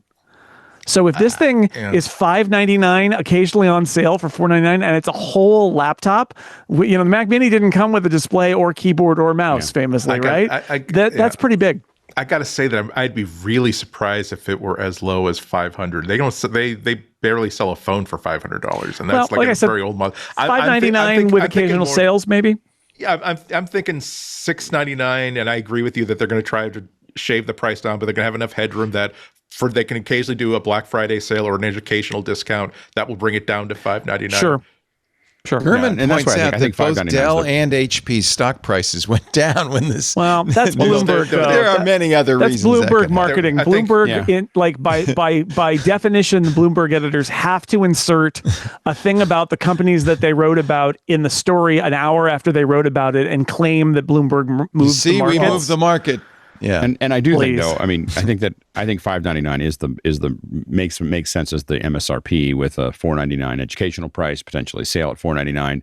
I will say, if Apple did $499 with a $399, it's like scorched earth. Like it is like, I would definitely be selling Dell stock if that happened. I mean, if educators could get it at $399, I don't think it'll happen. No. But we always look at these options that Apple could just dive into a market and dig into it without as much margin as an ecosystem builder. But I think $599 is the most likely. I think any less than that, and we start wondering if Apple will revive the slogan "unapologetically plastic," like they did for this iPhone 6C or whatever it was. I don't want a plastic Mac. I'm sorry. I think, like I said, I would be surprised if it isn't mostly made out of M1 Air parts. I really would. I mean, it has to be a really, really strong frame, because they are not going to tolerate the test where every time every time you get a Windows machine, a Windows laptop that's below a certain price, you just want to like hold it in your They're very hands plasticky. and see how much twisting and torquing you can put into it. They're very and I don't plasticky. think Apple will tolerate, like, they will understand that this is not going to be able to take an immense amount of abuse or as much abuse as a MacBook Pro. But they're going to that's say interesting no. because if Apple can sell a inexpensive laptop that still feels premium, then they're not really compromising the brand much, right? Yeah, And I would think they'd be worried about that. It's gonna be a question of what do they feel as though they can compromise on and still be able to call it a MacBook. Yeah. And The materials are really a big thing for Apple. That's a big deal for them. But even their $329 iPad is still all metal. It's not like they decided to go for cheaper build quality. They're not going to make a premium looking thing. Yeah, they're not going to make a cheap plastic laptop. Of course, I mean, right. aluminum is that's their medium. If they were an artist, their primary medium would be aluminum. That's what they're gonna do. And I think I think this all would seem so outlandish if they hadn't just kind of kept that M1 around at Walmart. That is the thing that you're like, what are they doing?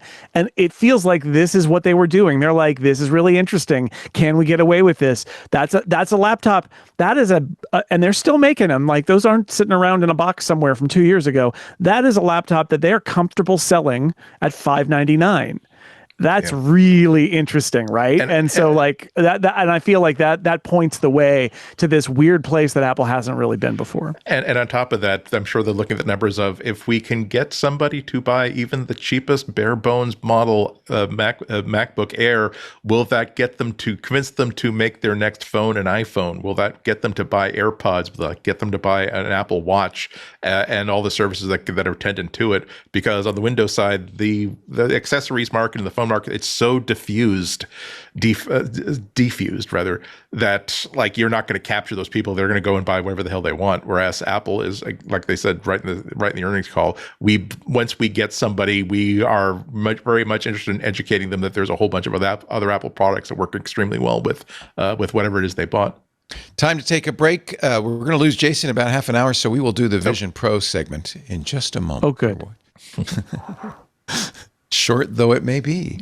You're watching MacBreak Weekly with Jason Snell, Andy Anako, and Alex Lindsay. Guess which two of the four panelists have Vision Pros? I don't think it's that hard. I think it's pretty obvious. We'll be back in just a moment. Our show today brought to you by ThreatLocker. Oh, they're great. Ransomware is harming businesses worldwide. All you have to do is listen to our next show, Security Now. It's actually depressing. But there is a way to not be the next headline. ThreatLocker. It can prevent you from being the next victim to ransomware. And how do they do it? Zero Trust, the world's leading zero trust platform. How does zero trust work? Well, it's very simple. It takes a proactive, deny by default approach. That's the key. Everything is denied unless you explicitly allow it. It blocks every unauthorized action, which means you're protected not just from the known threats, but even unknown threats. 0 days, brand new stuff no one's seen before. Doesn't matter. It still can't access your apps. It still can't wander around your network. That's why companies that can't afford to be down for even a moment use ThreatLocker, like JetBlue and the Port of Vancouver. ThreatLocker shields them and can shield you from 0-day exploits and supply chain attacks. And just as a benefit, a side effect of zero trust, providing complete audit trails for compliance. You know exactly who accessed what and when, just like you know what they can't access. Be a cyber hero. As more cyber criminals turn to malvertising. Oh, we've been talking about this with security now. You need more than just traditional security tools. Attackers create fake websites. They're convincing. They impersonate well-known brands, AI tools, software applications like that. They advertise them. They actually advertise them through social media ads and hijacked accounts. And then they use legitimate ad networks. They put these ads on legitimate sites and allow on your network, and they deliver malware affecting anyone who browses on a work system. This is hard for traditional security tools to stop. They can't, because these attacks use fileless payloads. There's nothing to scan. They run in memory. They exploit trusted services. They basically bypass almost all existing security, but not ThreatLocker. ThreatLocker's innovative ring fencing technology strengthens your endpoint defense by controlling what applications and scripts can access or execute. So, even if a malicious ad gets clicked on, they can't execute. They're contained. They cannot execute. That is a miracle. ThreatLocker. It works in every industry. Yes, it supports Macs as well as PCs. They've got great US-based support. Their heroes are there 24/7 for you. And of course, with ThreatLocker, you get comprehensive visibility and control. Jack Senesep, he's the director of IT infrastructure and security at Redner's Markets. They use ThreatLocker. He says, quote, when it comes to ThreatLocker, the team stands by their product. ThreatLocker's onboarding phase was a very good experience, and they were very hands-on. ThreatLocker was able to help me and guide me to where I am in our environment today. And they can do exactly the same for you. Get unprecedented protection quickly and easily and cost-effectively with ThreatLocker. Visit threatlocker.com/twit to get a free 30-day trial and learn more about how ThreatLocker can help mitigate unknown threats and ensure compliance. Threatlocker.com/twit. You need this. You need it. Threatlocker.com/twit. We thank him so much for supporting MacBreak Weekly. On we go with the show, ladies and gentlemen. It's time for the Vision Pro segment. Now you know we're done talking the Vision Pro. Oh, I screwed you up, didn't I? Because we never said goodbye last week. We were still in. This has been a week-long. Unbalanced parenthesis error. Yeah, exactly. A week-long Vision Pro segment. Now, let's begin this week's Vision Pro segment. What do you see? What do you know? It's time to talk the Vision Pro. This is something you're not going to hear on Windows Weekly. No. The Vision Definitely Pro not. segment. You're going to barely hear it on this episode because there's not a whole lot of Vision. I have a story, though. Oh, good. I have a story I'm of counting on you for understanding how Apple does things and succeeds at things that we don't think that they're going to succeed in even when they're late. I've been shooting a bunch of footage, and I have some 3D footage, and I needed to show it to somebody on a MetaQuest. And so, and this person's not technical, so they didn't want to, side loading was not going to be something that we could do. So where do I put it so that they can watch it? And so we said, I talked to some folks and I just put it on YouTube. Okay, so I put it on YouTube, side by side video that they can watch. No, that just shows up as 2D. To get it to show up on YouTube, I need to download some weird little thing from GitHub, put the file that I want in that folder, and then run a script that will then spend 2 hours clipping, doing something to my file that allows YouTube to see it.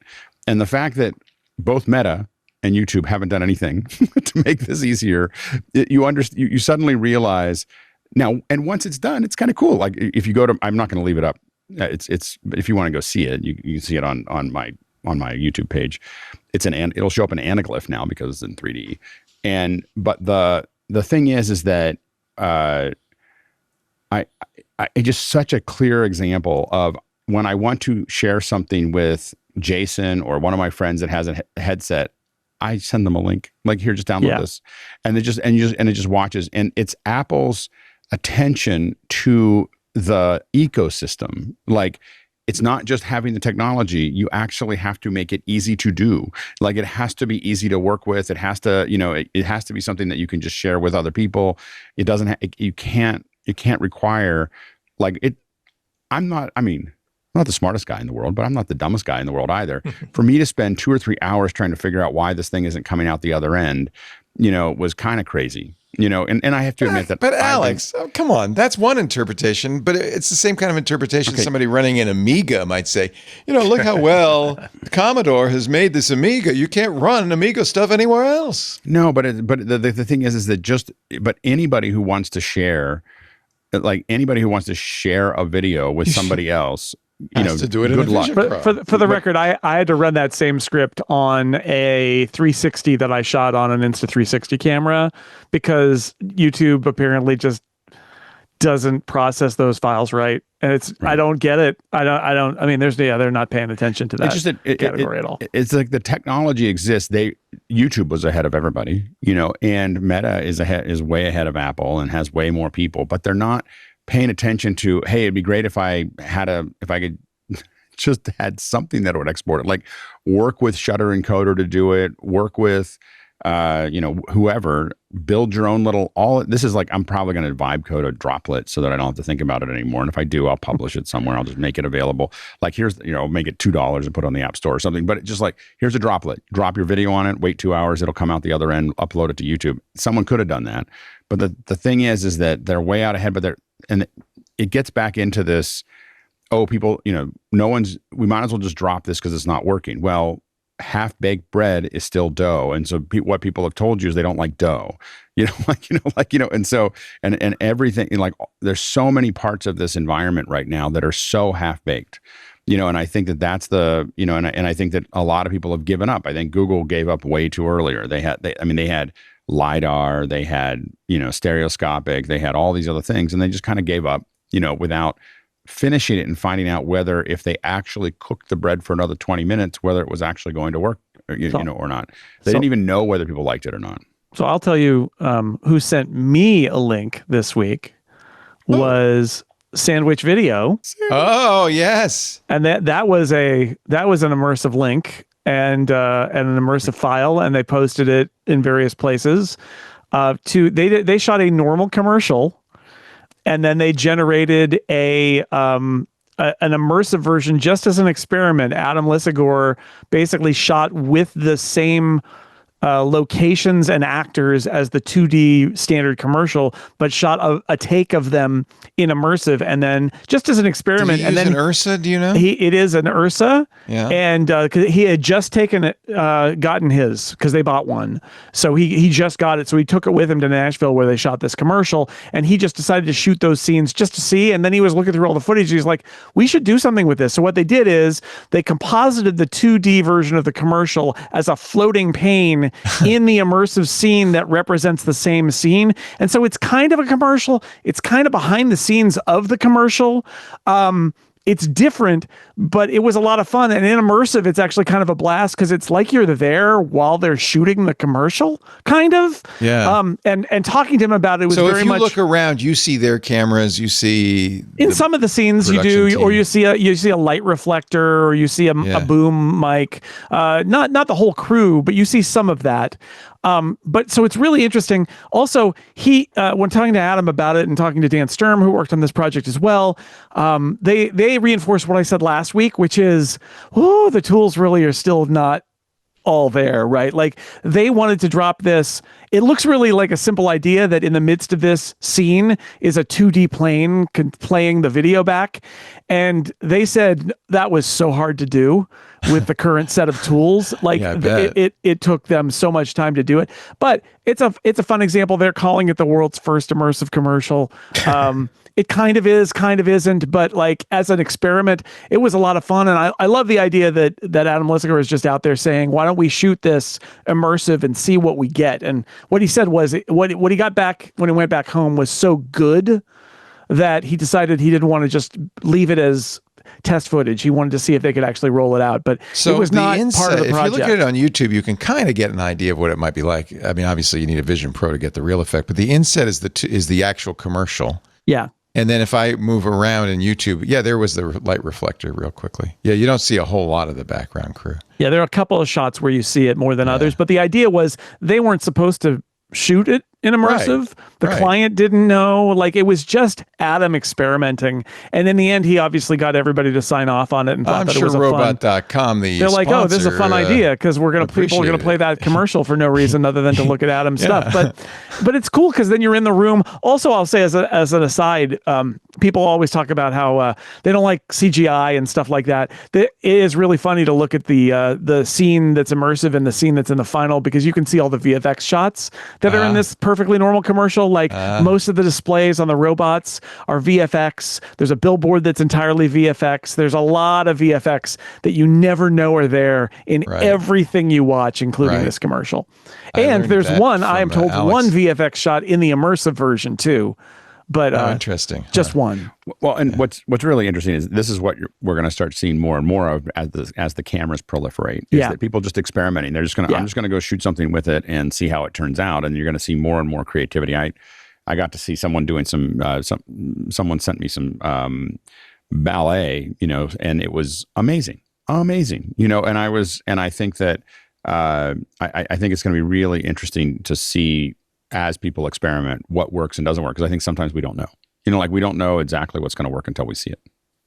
Apple has made the Vision Pro app available for the iPhone and the iPad, right? Is that new? iPad might be new, I think. New for the iPad, yeah. Okay. Yeah. Okay. Not a lot. 26.1. That's a 26.1 feature. But yeah. But the sandwich video is fun. Fun little, like Alex said, what's cool about it really is that people are getting these cameras and trying them out. Yeah. And we'll see. And this is with like 30 or 40 cameras in the world or something like that. I mean, there's not many. It's not. I don't know what the number is, but it's less than 100 probably. Yeah. And so there's a handful of people having them, and you're starting to see this thing. Wait until there's 500 or 1,000 of them. There's going to be a lot of content. Excellent. Now do the thing. That's it. The Vision Pro segment. We will close it out this. No, we're not going to do a week long. Now you know we're done talking the We did it, Vision everybody. Pro. We did it all. Relief. Hey, speaking of doing it, you can now do the App Store on the web. Yippee! Yeah. Hey, Kind of disappointing. Kind of disappointing because I was kind of hoping that they were going to, when I read the release, oh wow, so they're doing that really cool thing that the Google Play Store does, where if you don't necessarily have your phone in front of you, but you've just found a blog post by someone who's recommending this really great app, you can just open up the App Store on the web and then click, hey, please install this on this phone that's signed into my iCloud account, and it automatically installs. No, it's just a better shopping and discovery experience, and then you could just pop out a link. Yeah, Google's done that practically since the beginning, and I always thought that was a really nice feature. And you can even say which Google device you want to install it on. Here are all the devices that are too. associated with your Google account. It's a nice way to do it. As a matter of fact, when they introduced this, they actually this is back when Google's like young punk sort of phase. Come on, Apple, this is the way to do it. And it's yeah, okay, fine, be nice. Yeah, but I wonder. That's. So before you would just get a static picture and you would then click it and the App Store would open. Yeah. Or unless you were on a Mac, in which case nothing would happen. Yeah, or the Mac App Store would open and say you can't have it. I will say they did when they added the Vision Pro app on the iPhone and the iPad. One of the things you can do there is buy apps and send them to the Vision Pro, and the Vision Pro downloads them. That's nice. Yeah. Like on the Meta Quest app. I do wonder if maybe that is a starting point for being able to do that on something like the web version. Yeah. Down the road, because that's the first time Apple has ever really allowed that part of it to get an app and on one device and send it to this other device. So maybe there's something working on the background, because I agree with Andy. It's sort of, you look at this and you're like, yeah, but you can't do anything with it. An iPhone is not a really great surface for trying to explore, I really want to get a new Markdown editor. You can't really make that decision by using the App Store app on the iPhone. It's something you would do on the desktop and then say, great, put it on my phone. But they don't make that easy. Yeah. Apple has debuted a new Apple TV intro with music by Phineas, which is nice. Billie Eilish's brother. Yeah, very talented guy. Yeah, it sort of sounds like almost like a backmasking, kind of like backward playing. Yeah. How can I play it? Am I going to into a chime? If I play it, or do we just have? And it's got the little colors kind of turning into the Apple logo. It's nice. It feels like the HBO pre-roll of hey, here's the logo plus some static. I still get excited when I hear HBO thing. So time for Arliss. Oh, Phineas! I wonder how much he got paid for that cord. You should. There's I think on 20,000 Hertz they went through how the work it took to do the little dong at the end of TikTok. Just that little bloop. Like Yeah. And so you think There's that a they're lot of money simple, goes but- into these How things. much- They remember they I got don't Brian remember how Eno to Brian do Eno the got paid. Windows startup. Yeah, that's it. Yeah, you for know. Windows XP. Yeah. Right. Yeah. Well, it's a little sting. Also, Apple has friends in the music industry, right? So that's part of what's going on there. Is like, oh, Phineas loves Apple and Apple loves Phineas, and so he was like, sure, I'll do a thing. And I think it's a good idea. I love that they used to just use a Mac startup sound essentially as their thing, but I think that this is part of that rebranding. It's funny. They didn't exactly flip the switch all at once, did they? They like announced it, and then some of the ads still have the old name, and now they've just added this sting to this week. So like they didn't. It's not exactly the most kind of crack marketing rollout I've ever seen from someone, but they're getting there. I hear Google TV is going to use Ferb for their logo. I've heard that joke.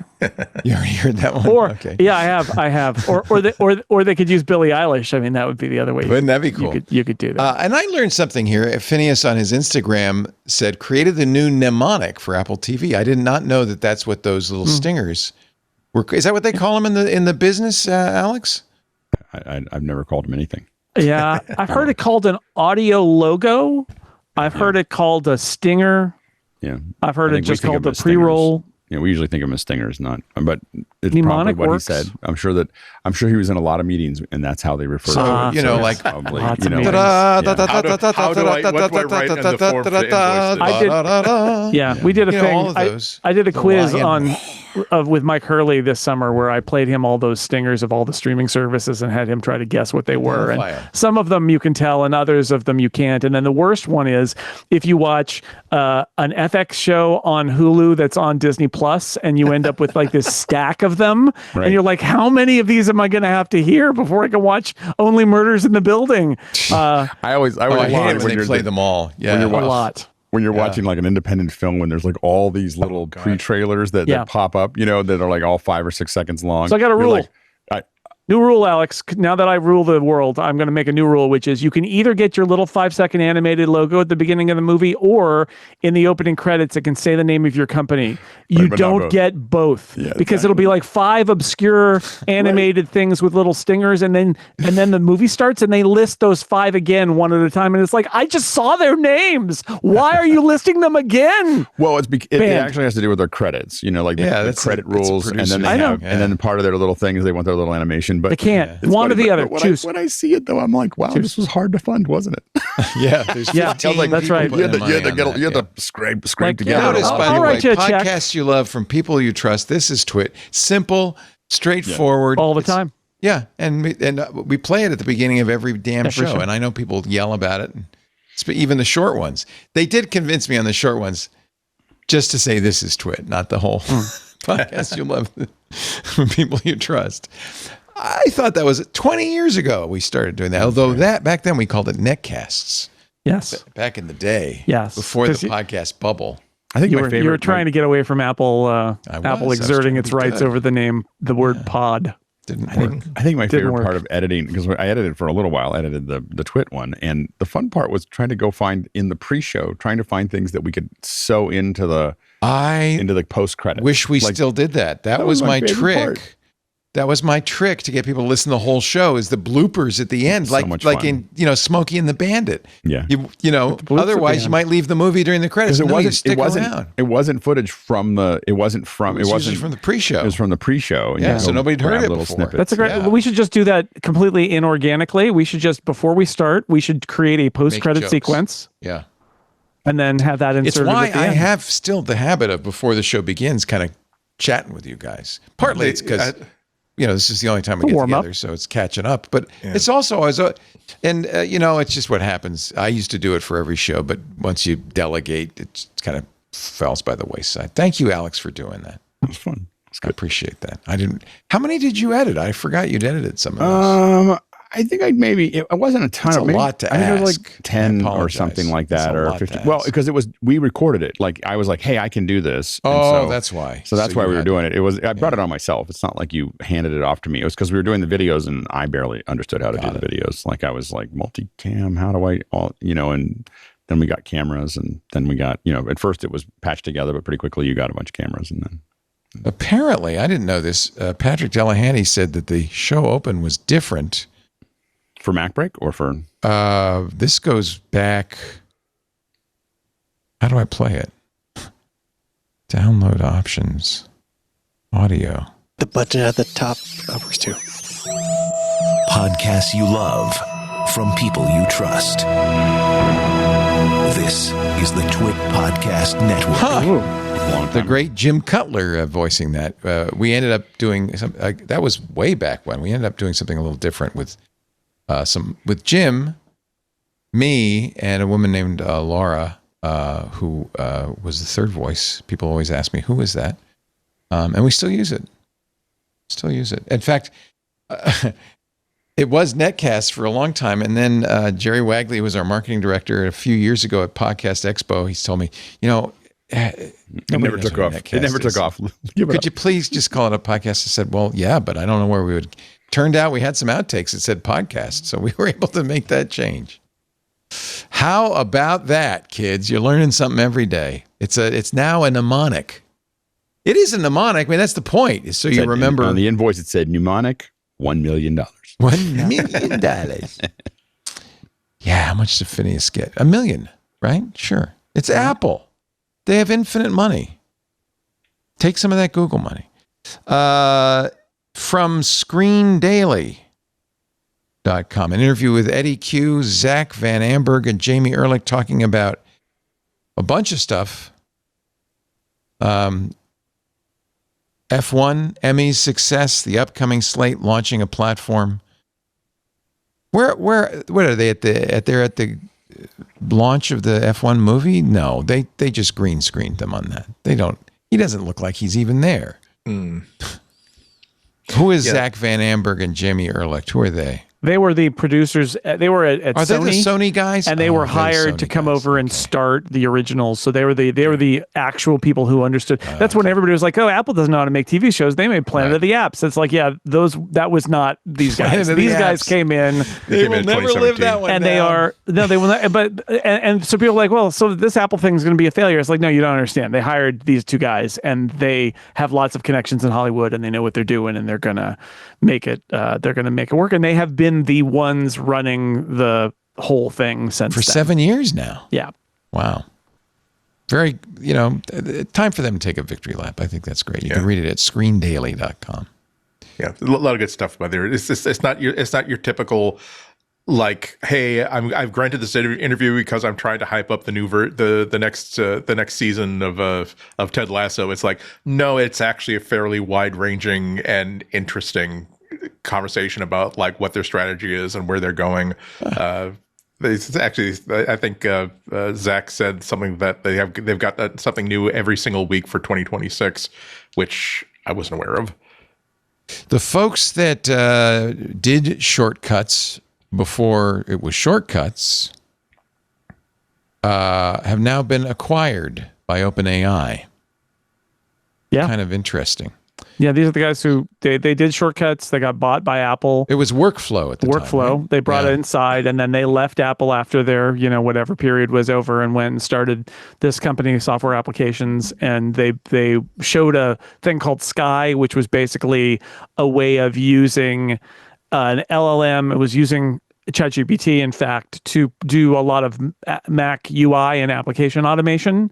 So it's like Shortcuts plus AI, sort of. It was, I would say it was not really like Shortcuts. It was kind of like, imagine using an LLM to do almost Apple script-like stuff. Agentic AI, yeah. I mean, it's kind of like, hey, without having to figure out how to program, it's like, when I get up tomorrow morning, just make sure that the whatever's running, or every Tuesday I need you to do, like the idea is that you can just kind of talk and just tell your assistant what you want, and it's going to go out and figure out all the things it needs to do to make that happen, which you would have to know a lot about AI, and you'd also have to know a lot about Shortcuts. Is this a response to Apple using Google for Siri, or is this OpenAI in the press release says, we will bring Skye's deep macOS integration and product craft into ChatGPT?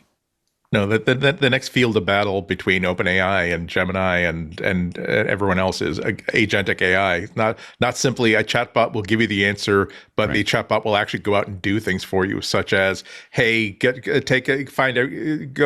put these following 4 things on my calendar and make sure you email everybody that I'm going to be meeting with and tell them that we're going to be 20 minutes late, and also book me an Uber. Yeah, that's. A lot of that agentic stuff right now is sort of like using APIs for cloud services. And what Skye did, it was just really a tech demo, is drive your computer for you. So you could actually say, your apps don't need to know, it doesn't need to be a web service. You can literally just say, hey, do this thing.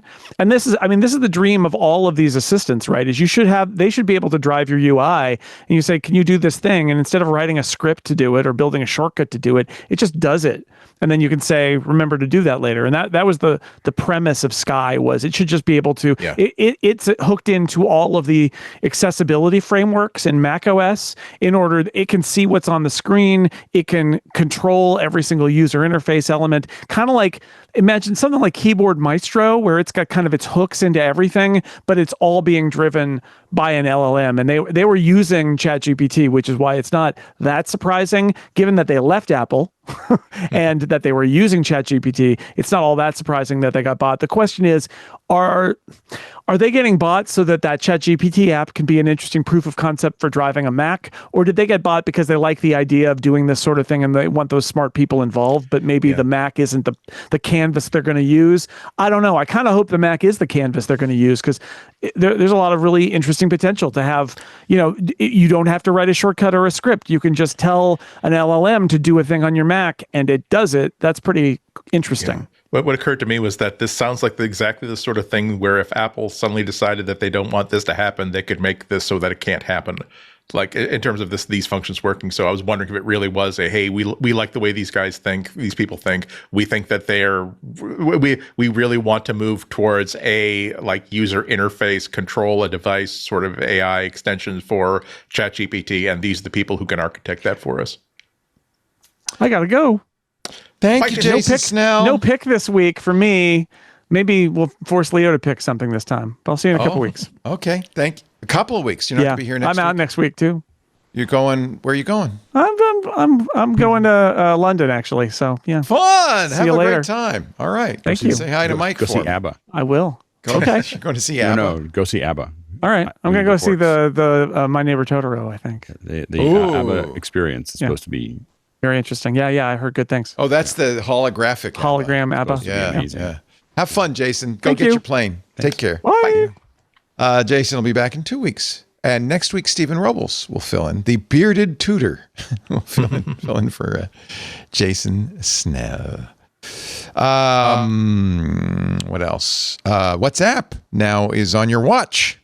Yay. I think more apps should do this. I would love to see more messaging apps. This means you can take calls. You'll get notifications. You can converse. Yeah, especially considering that WhatsApp is like the SMS, RCS, or Apple messages of the rest of the world, right? Yeah. Like, it's amazing it took this long for it to arrive. Yeah.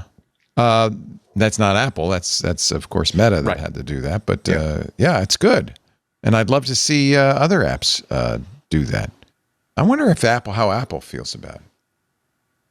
Do you think they mind? They couldn't stop it, I guess. But I mean, you have to. I mean, you have to let them do what they're going to do. So I don't think Apple has any strong opinion. It probably is good for Apple to see other things in the ecosystem that they didn't make hard.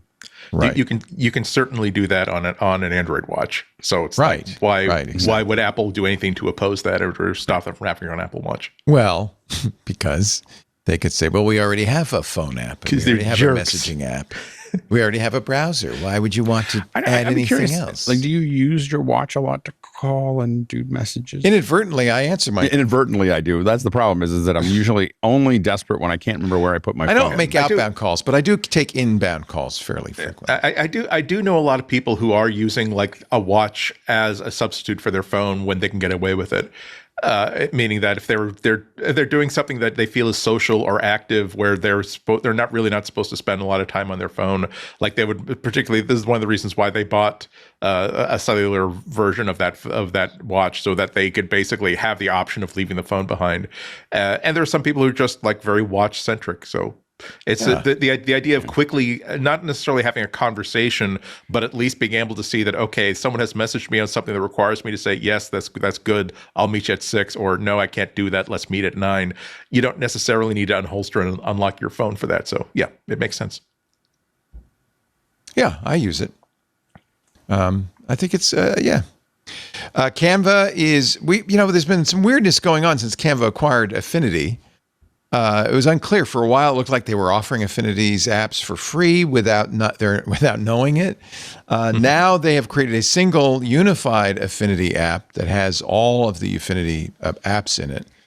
And I think it's free, right? It is 100% free. As a matter of fact, like they've had so much trouble convincing people that this isn't some sort of a scam that there's actually like they actually put a separate blog post that now is like a banner on the website that says, here is why this is not a scam. Here is like why we are making this for free. Free forever.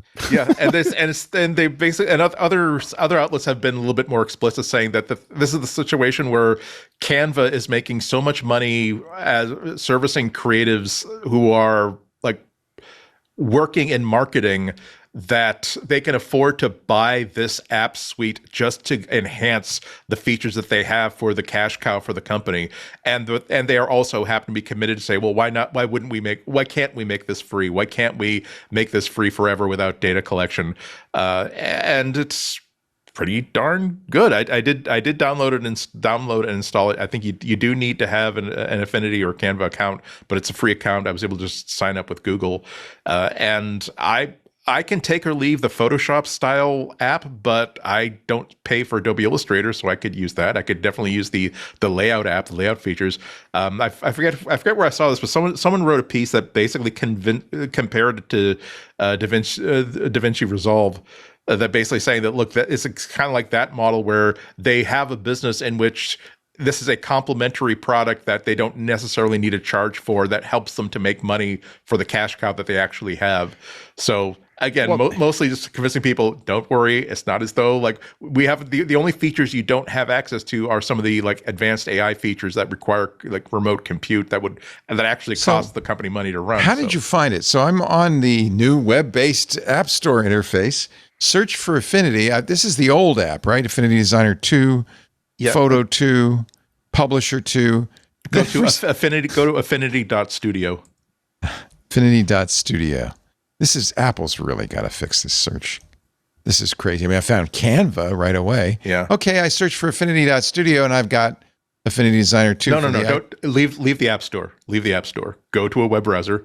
Type Affinity.studio. But it's an app.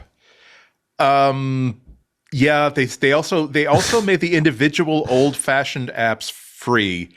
However, the new version of it, the version that will be continually updated, I don't know if it's on the App Store, but it's definitely at affinity.studio. There's a big. Well, it has to be on the App Store. You can't get it otherwise, right? No, you can click on the Get Affinity button at affinity.studio and download a DMG file. Oh, for the Mac. Is what I did. So it is only for the Mac? Right now it's only for the Mac. Oh, that's my problem. I was searching on the phone. I wasn't searching in the Mac App Store. Okay. So if I search, let's see, Affinity, and search in the Mac App Store, I get Canva, Photomator, DaVinci Resolve, Pixelmator Pro. They really got to fix this. Lightroom.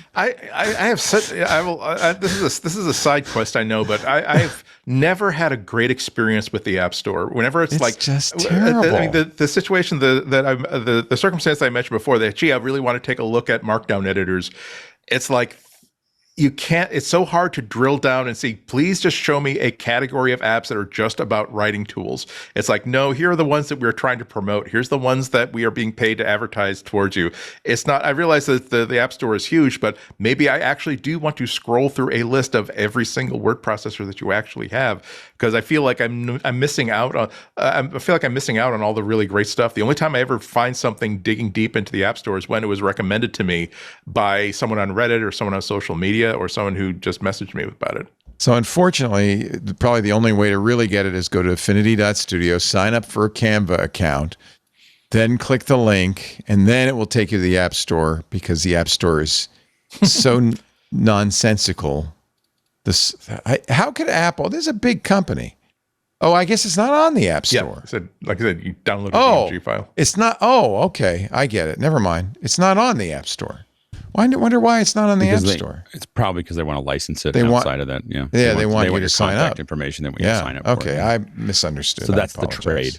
They want to do that thing that Apple wants to protect developers from, i.e., having a direct relationship with the people who use their product. I apologize. I was being unintentionally dense. No.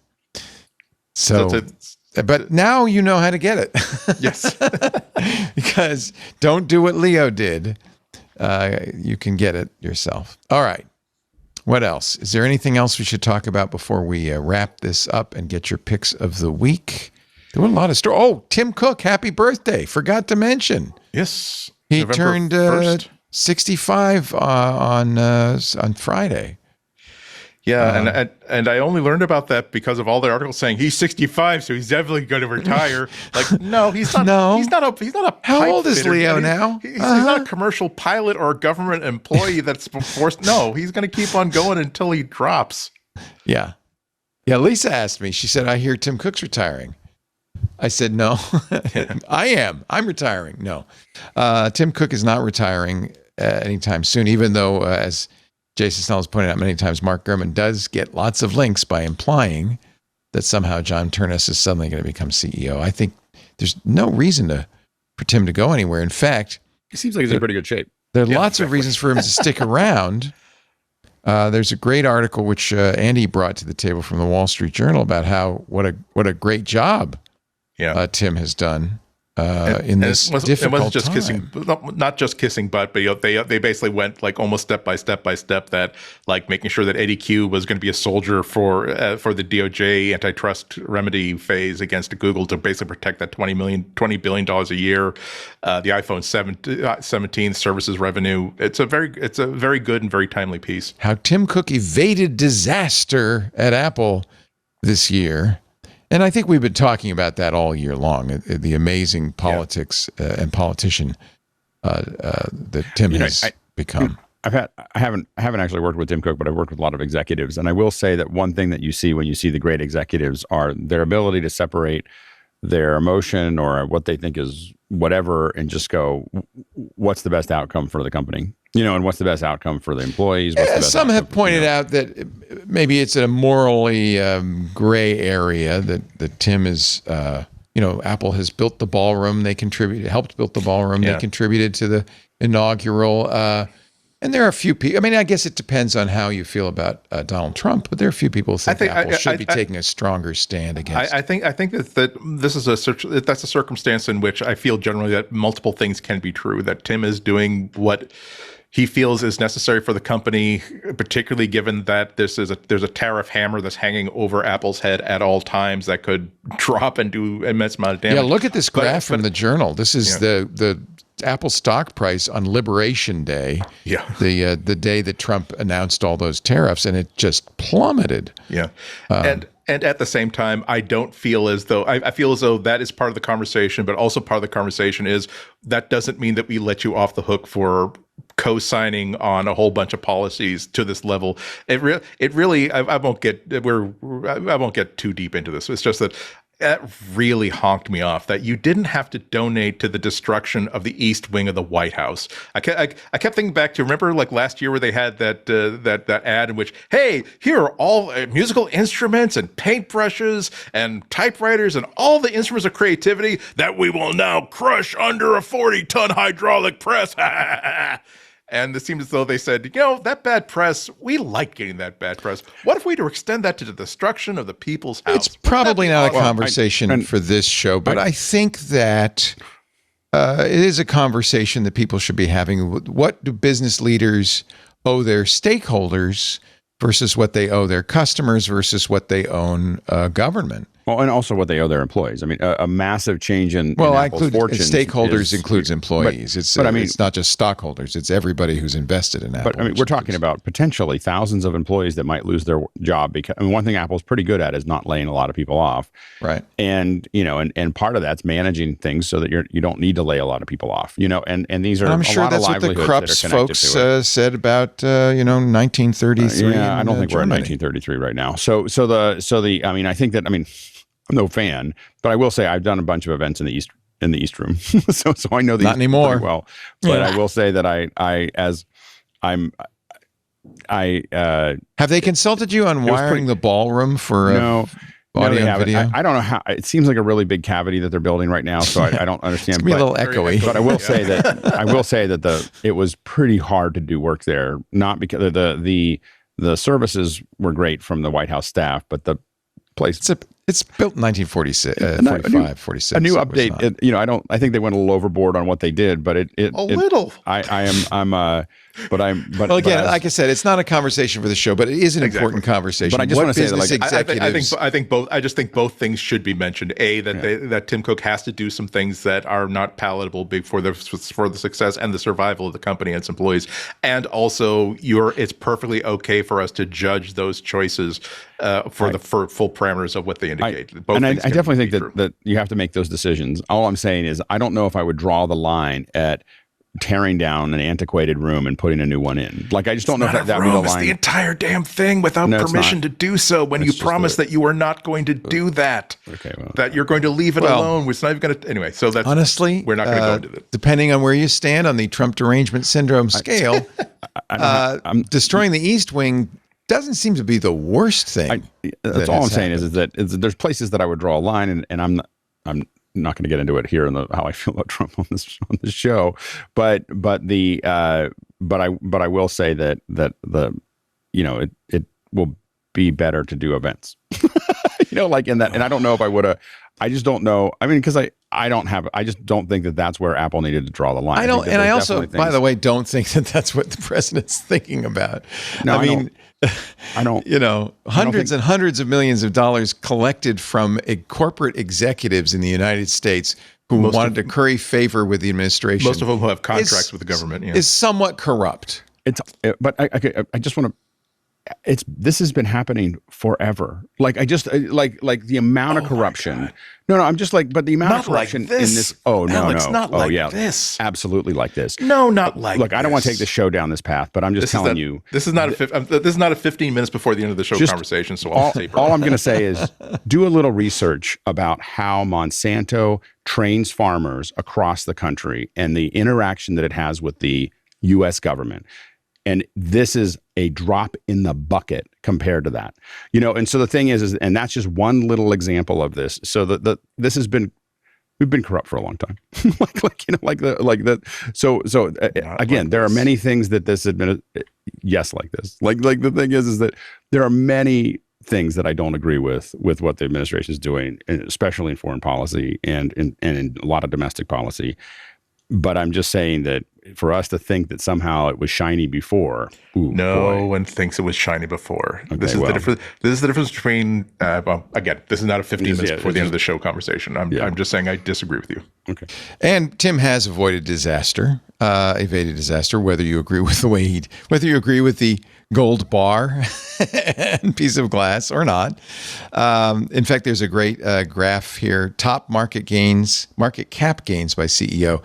And while, of course, nobody competes very well with Jensen Huang, who has taken NVIDIA from zero to almost $5 trillion, Cook's done fairly well. He's right next to Satya Nadella, who's also done very well for Microsoft's market cap. He's beat everybody else, including Zuckerberg, who of late that bar might be getting shorter. Amazon's Jeff Bezos and Sundar Pichai at Alphabet. So if all you look at, and again, I'm saying you have a choice about what to look at, but if all you look at is how he's done for the company, he's done very well for the company. Exceptionally well. Yep. No one would deny that.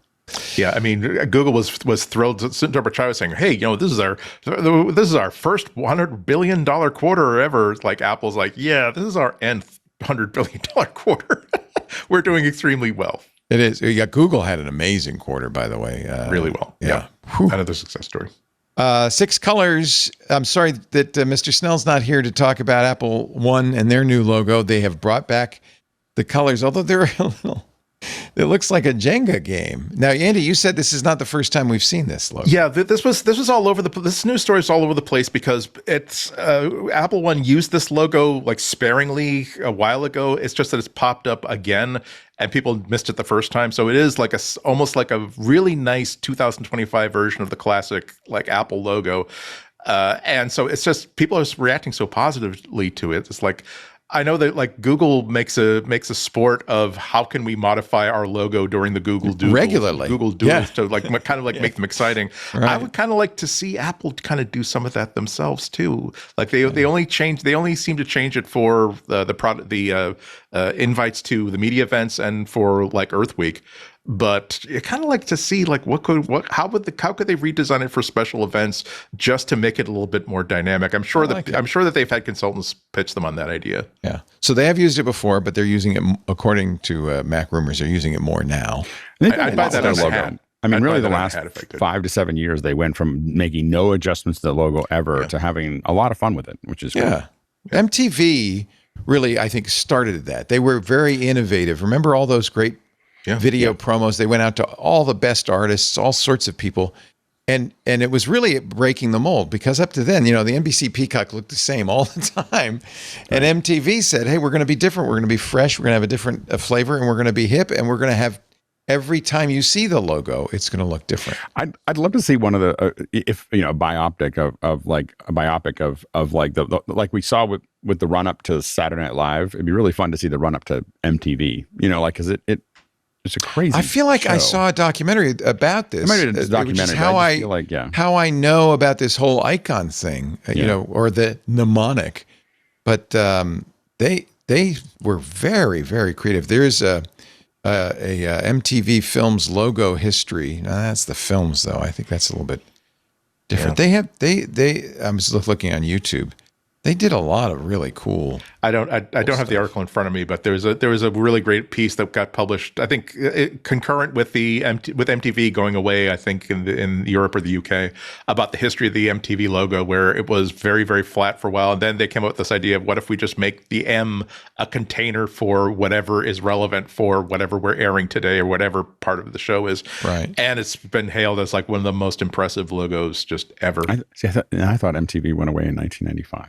True. It just became irrelevant. And they became irrelevant because they stopped playing music. I mean, it was. The thing is, like now that you can see a music video just by like on demand but just right. There's no. TikTok, It's like radio. There's no reason to sit. What's the point? You don't have to like watch TV to wait for Mambo number 5. I'm just saying they had another decade. They had another decade. That's all I'm saying is they had another decade in them, and they left. I just remember being in the music industry, and MTV was the thing. Like it's the. I remember being a kid and MTV was the thing. Yeah. No, it transformed everything. Yeah. And it created a whole, I mean, Alex, I would say your industry was one of the real beneficiaries. It created a real market for short videos. Oh, yeah, absolutely. And I think that, and for bands, it was, I remember when Live came out with I think it was when Live's first video came out, they had made it for like $5,000, and the president of MTV just showed it to every person that walked into his office going, they made this for $5,000. They made it for $5,000. And it made the band. Like it was, the fact that they wanted to put it on hot rotation, and that's all it took. It didn't matter what the airplay looked like before that. Everything just kind of flipped the switch. I swear I watched a really good documentary about it at MTV, but I'm looking for it and I cannot find it. Maybe it's from A&E. I Want My MTV. It's a documentary. Maybe that's the one I saw. Yeah, 1 hour 23 minutes. Maybe that was it. I think there's actually a new memoir by an executive who basically started off like as a marketing guy at what preceded MTV and became the head of the whole thing. And he basically tells the whole history of the 80s and the 90s and the early 2000s with MTV. Yeah. And mostly stories about like we would hire somebody in January, and then 3 months later when we needed to fire them, we'd have to find out what rock star's hotel suite were they naked and drugged up in right now, which made it hard to fire them. The guy who was the programming guy who started Tech TV came from MTV, Greg Drebin, and So, I felt like we were in some ways a successor. MTV started in 81. We started in 98. So it was considerably. They were the channel that said to Weird Al Yankovic, here's 3 hours of airtime. Do what you want with it. Yeah. For that, they received the grateful applause of a grateful nation. This might be the documentary. It's on YouTube from Sundown Films. I Want My MTV. I think this is probably it. And you can see many of the logos and many of the videos, which, if you're of a certain age, we know them all. Will resonate. Remember, it was a huge deal when whatever company conglomerate like bought MTV decided to take down the entire MTV News. Yeah. Exactly, they decided that the MTV News Archive, which was a exhaustive history of music and culture in the 80s and 90s, it cost them nothing to keep it on a server. They said, let's just get rid of it all. And it's like you lost like interviews with the biggest stars of today as they were coming up, and events that were shaping the culture and shaping in generations of people. And congratulations, you just decided that the electrons were not worth preserving. Yep. We are going to take a break and come back with your picks of the week. And I guess it's up to me to come up with one since Jason Snell is already gone. Alex Lindsay's still here. He has a cursor on his face, though. Can you move I have a cursor. Sorry about that. The chat room's just saying, why does Alex have a little pointer on his forehead? It's gone. Thank you. He's also joined by Andy. Click or get off the pot. Yes. Thank you, sir. How long has that cursor been there? It's been there a while. The whole show. Yeah. I didn't see it. No, it's fine. It started about 5 minutes ago. Not that long. Okay. Good.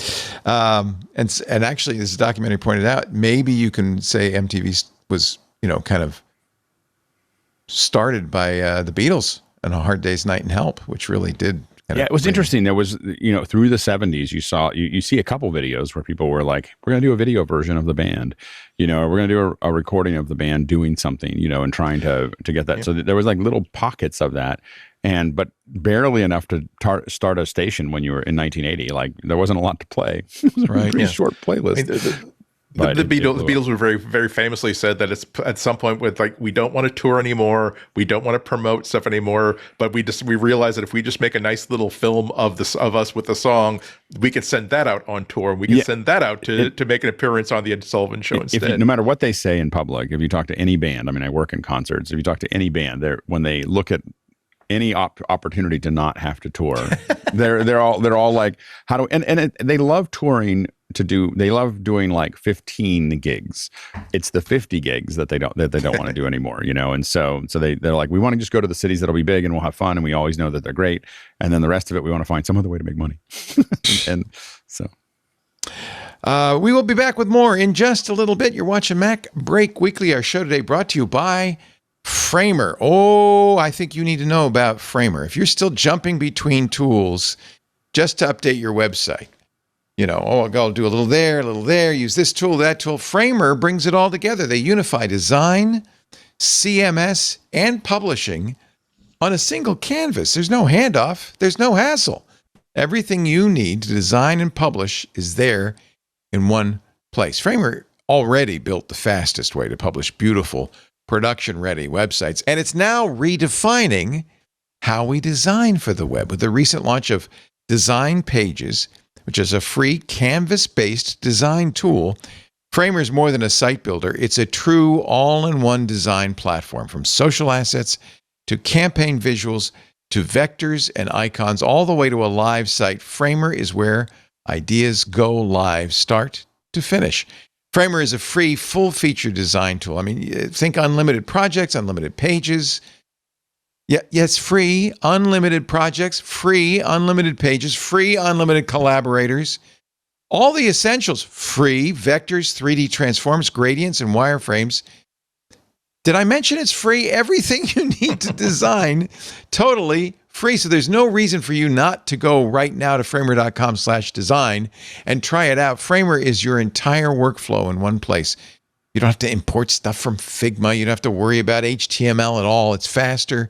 It's cleaner, it's more efficient. You could design more than websites too. It's a design tool. Framer lets you create social assets and campaign visuals and icons and site resources, and all without leaving the tool. No switching back and forth. So you kind of get everything you need to get done in one place. Framer stands above the others because it's not just a site builder. It is a full-fledged true design tool that also publishes professional production-ready sites. Ready to design, iterate, and publish all in one tool. Start creating for free at framer.com/design and use the code MacBreak for a free month of Framer Pro. That's framer.com/design and use the promo code MacBreak. Framer.com/design, promo code MacBreak. Rules and restrictions may apply. Thank you, Framer. Thank you. And now, ladies and gentlemen, the moment you've all been waiting for, Andy Anatko's Pick of the Week. I accidentally have two now because I did find that MTV logo history article that I was talking about. Oh, good. It's on creativeblock.com, creativebloq.com, written by Natalie Fear. It's called The MTV Logo History, how an 80s icon became a pop culture legend. And it's worth the read. It's a really, really good article about the subtle thing. Again, from a creative blog, not just music fans or, hey, remember the 80s? Hey, remember MTV? It's like, no, here's why this logo works. Here are the people who developed it, and here are the people who discovered like how impactful it was. The Moon Man. Remember the Moon Man? Yeah. And they had just all of these logos were all different artists. And everybody at the time said, no, you got to pick one. No. Yep. No, that was beautiful. That was really beautiful. Exactly. Yeah. My other pick is, so we're talking about like the classic Apple logo, and we're also talking about changes in like the user design language of macOS. There's a project on GitHub, a little app called Logoer, Logoer. And all it does is it replaces like the boring like 2020s monochrome Apple logo with the original 6-color Apple logo that you know and love from the time when Apple was doomed, the first and second time. It's a little, if all you want to do is replace it with the color Apple logo, great. It's just an app. You don't have to like install an extension or anything. You just run the app as long as the app is running. It's on Homebrew even, so that makes it easy. Yeah, exactly. So you can install it as a DMG. You can install it as a Homebrew. Works really great. There are some options that are kind of tricky to do. Like if you want to have optional versions of the logo where I don't necessarily know how to make that work, because really all they wanted to do was replace the Apple logo, and they added a couple extra features. But the thing is, like, it is. I have to admit that, like, oh, there's my old friend. There's the upper left-hand corner that I knew and loved and lusted after, and I realized that I will never, ever, ever be able to afford a Mac 2 with color graphics. I really wish that this were sort of an Easter egg that Apple implemented, where like if you go to system settings, and if you if you go to like I'm suggesting like go to About This Mac, and you click on like the MacBook Pro. There's an image of my MacBook Pro. If you click on the MacBook, let's say 12 times in a row, it will just simply change the Apple logo to the color Apple logo until the next time you restart. Something where that would be trigger cool. It by accident. Word will spread amongst people who want the color Apple logo. I mean, I know it's hard to do fun stuff like that when you're a $4 trillion company. I don't mean that as a way to denigrate Apple. I'm saying that it's difficult to manage. It's probably too joyous for Apple 21st century Apple. Also, you have to figure out how can this possibly break something, because if it breaks something, we're going to feel stupid for implementing this. But at least on GitHub, someone has addressed this. And again, I'm just surprised at how happy it makes me to see the 6-color Apple logo in the upper left-hand corner of my Mac again. Logoer, baby. Logoer. And by the way, of course, because this is like the no fun era of macOS, the macOS will warn you in the most ungodly I don't worry. You are about to install an app from GitHub. I've stopped you from doing that and stopped you from destroying not only this Mac, but all Macs and all things that are run on risk-based technology. You're welcome. And even if you know that, okay, well, actually, I'm going to go into like security settings and basically try to override that, it will still say, okay, but I'm going to need your fingerprint because I want no responsibility for the veil between the living and the dead that will be rent in twain because you decided to install an app outside of the App Store that's from a different developer on GitHub. But don't worry about it. It also does. I am running macOS Tahoe, and it does work just fine. It's even though it hasn't been updated in about a year. Don't worry. Don't worry. We did mention that Omni Outliner is going to be updated. I got the email from Naomi saying that people can try it now. Is that right? I don't look at the think so. Email. Maybe that was just for the press. I think you can get on the beta. But I don't think that it's actually released yet. It has. I don't think I'm breaking any rules to say. Well, it's a blog post, so you can read post. That. Yeah, right, yeah. Exactly. So it says testing the next Omni Outliner. There is a test page, so you can actually. Test flight, yeah. This is for everybody. You can try it in test flight. Okay. So if you are interested in seeing what's coming, including a Vision Pro version of Omni Outliner, you do have to join test flight. And as always, test flight has a limited number of test versions, so it won't necessarily be available if you delay.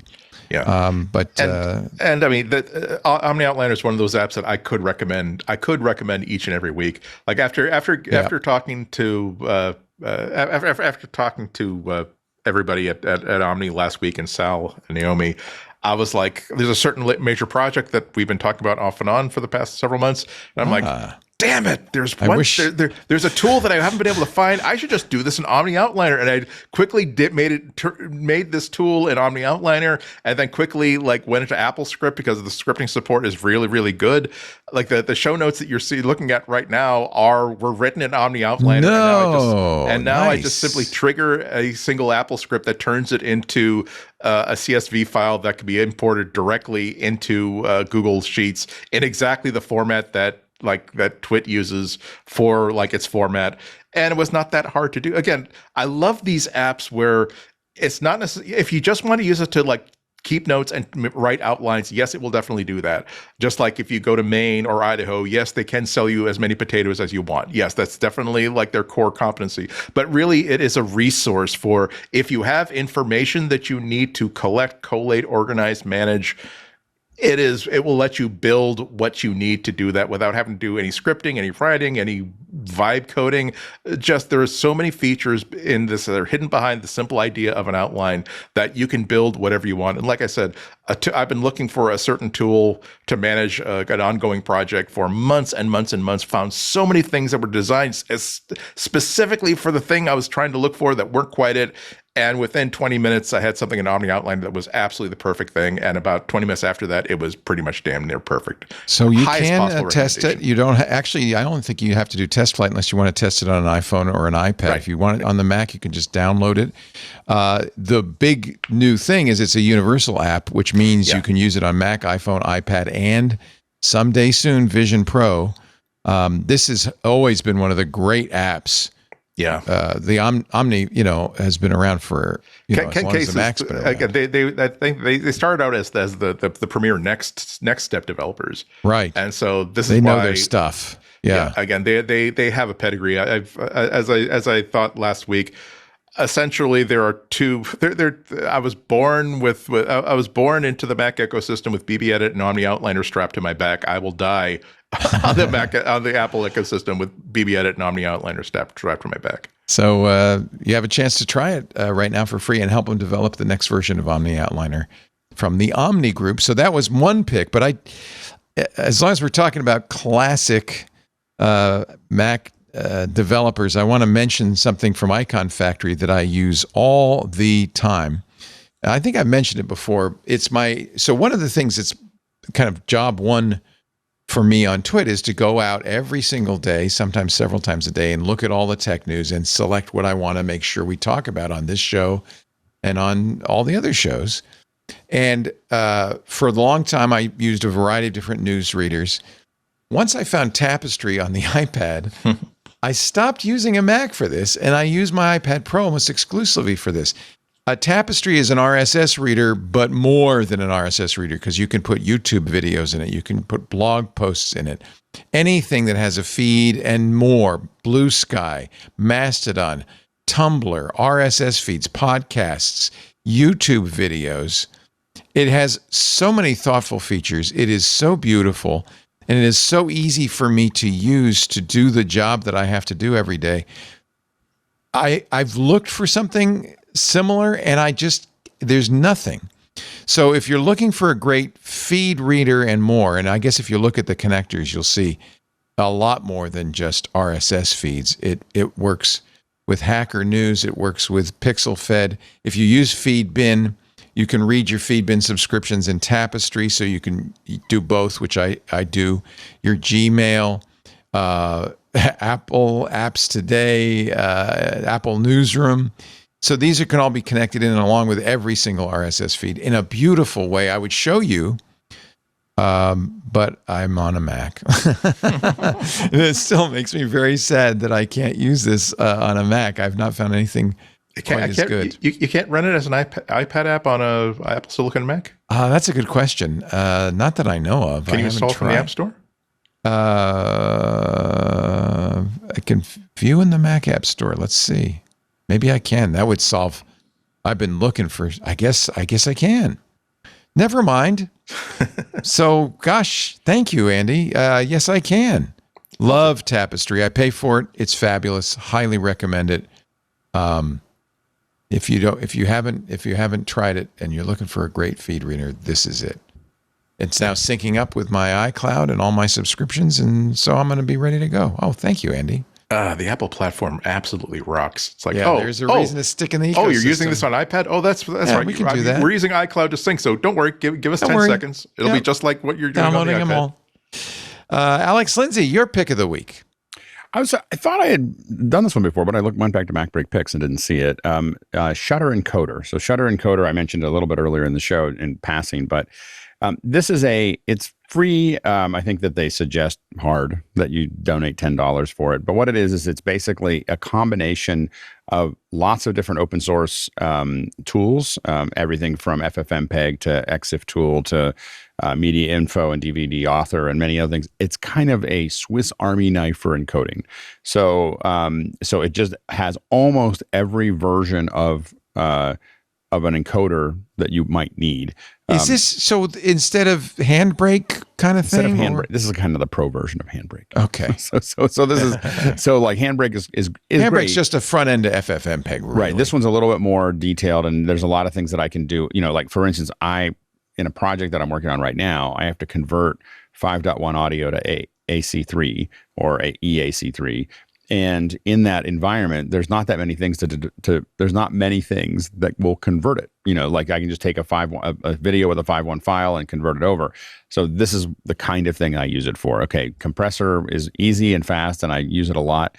But I need to do some detailed, like very complex, mixing and matching of what I'm doing, and it does this. This is the kind of the deep tool that I have that is relatively inexpensive to run on, and it runs on a lot of different operating systems. I use it on Mac, Windows, Mac, and Linux. Yeah, and it's and again, it's wow. I mean, they suggest that you give them donationware. Yeah, yes, donationware, $10. And I do every time I install it on a new machine, I send them $10. I'm like, I'll send you $10 for this. No kidding. And it's but it's a really powerful tool that gives you just about every dial that you would need to do to an encoder. It does images as well, not just video. It does audio and images. So it will convert. This is everything. Yeah, it's a really all-inclusive tool to use there, and so it's definitely worth it. Again, it's not the thing I use to compress everything that I do. Someone always asks, "Well, this is the only thing you're using?" No, it's not. The compressor's easier, and there's a lot of things about it that are fast and it works well. I will say that Shutter knows how to use your entire computer. Like no matter what you have, you turn this thing on, it's like I will use all of it, and so it's a pretty powerful tool as far as and again, it does things that nothing else on the Mac will do when it comes to. It has a downloader built in. yeah, along with Downy, right? Yes. Yeah. Wow. It has. They use YTDLP, so. an EXIF tool, which I've recommended before. So they actually, as an open source project, they also have incorporated a lot of other open source tools. Right. This seems like the ultimate Swiss Army knife. Again, it's not you have to know what you're doing. Like, this isn't the one that you open up if you just want to do a quick compression, but it is the one like, oh, I have a batch process and I've got a bunch of things I need to do, and I need to do all of these. Got FTP server support built in. Yeah. Get FTP it also. Wow. Yeah. This is somebody decided, I'm going to just put everything in one. It's all the things. So it's pretty slick. Batch file renaming. Wow. I don't know how you've not mentioned this before. I'm sure. I know. I was like, I think sometimes what happens is I put something in and then I pull it out because I thought of something better or whatever. And I think I must have done that a year ago or 2 years ago. I've been using this thing for a long time. So yeah. It's shutterencoder.com. Great URL too. How do you get that? So it's like shutterencoder.com. Yeah. Wow. Good pick. So you got a few extra picks here. This is a good week for picks. Thank you, Andy Ignacco. I hope that project you're working on with Omni Outliner comes to fruition. Again, check your inbox. This is the week of long nights and second guesses. And so you create. Maybe I should start doing this. You create the rundown in Omni Outliner, and then it has an export to Google Sheets, or no? I'll show you. I'll email you and show you what it is. Basically, I just create an outline that is like, here are the links. Can you cut and paste it in?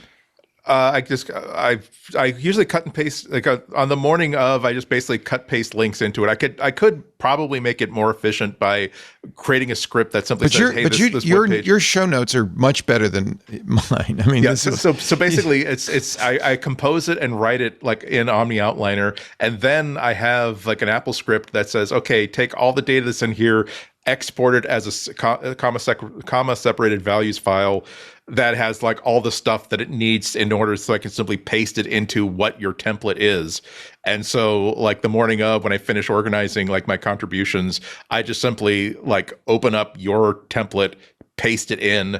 And I do some, I haven't gotten around to like having Google Sheets do the formatting for me. I could do that, I suppose, with some sort of script, but I just simply, it's 98% of it is done via Omni Outliner and an Apple script that I wrote that exports it into the format that like your spreadsheet wants. Nice. The shaded boxes and the boldface like that, I have to like select the column and format. Oh, you do that by hand, huh? Okay. Yeah, and I know that there's Google Sheets has an app script sort of thing that I could possibly do, but it's like it takes me exactly 30 seconds to do it manually, and how much time would I spend perfecting that script to actually fire off in Google Sheets? You do such a good job, Andy, that I'm starting to think maybe I will stop putting my links in this and just let Andy do it. We pretty much do the same stories, but still, yours are much more organized than mine.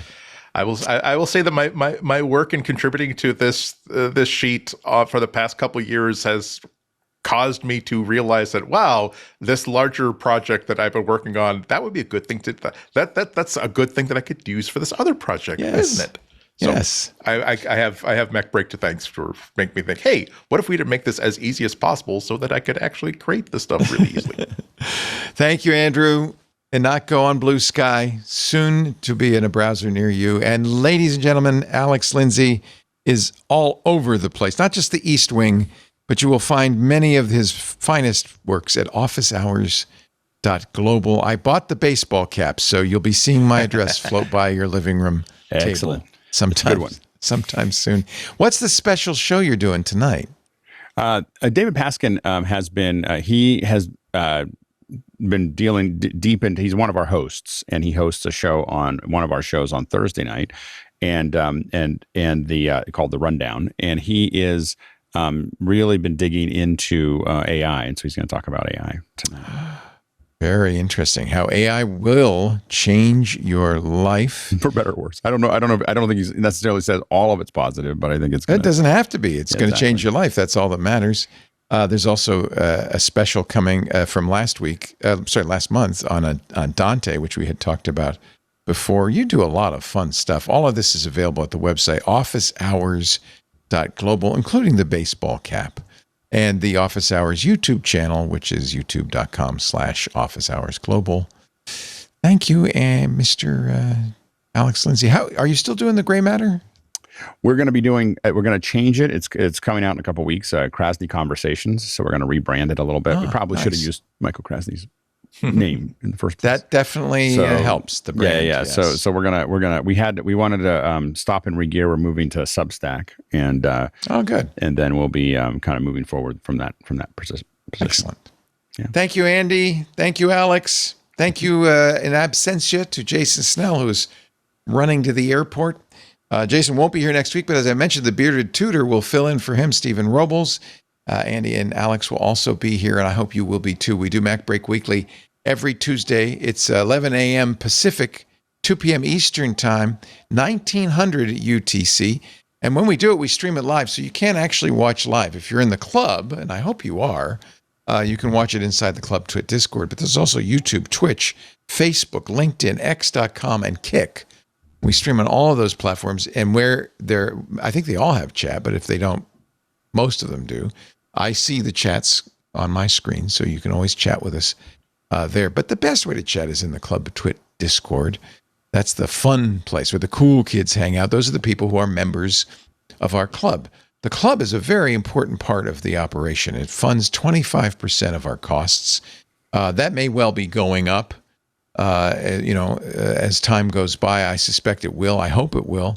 Ultimately, I'd love to be funded entirely by the audience and not have to worry about advertising. That would be nice. But in the meantime, you make a big difference to us, and we reward you with ad-free versions of the shows.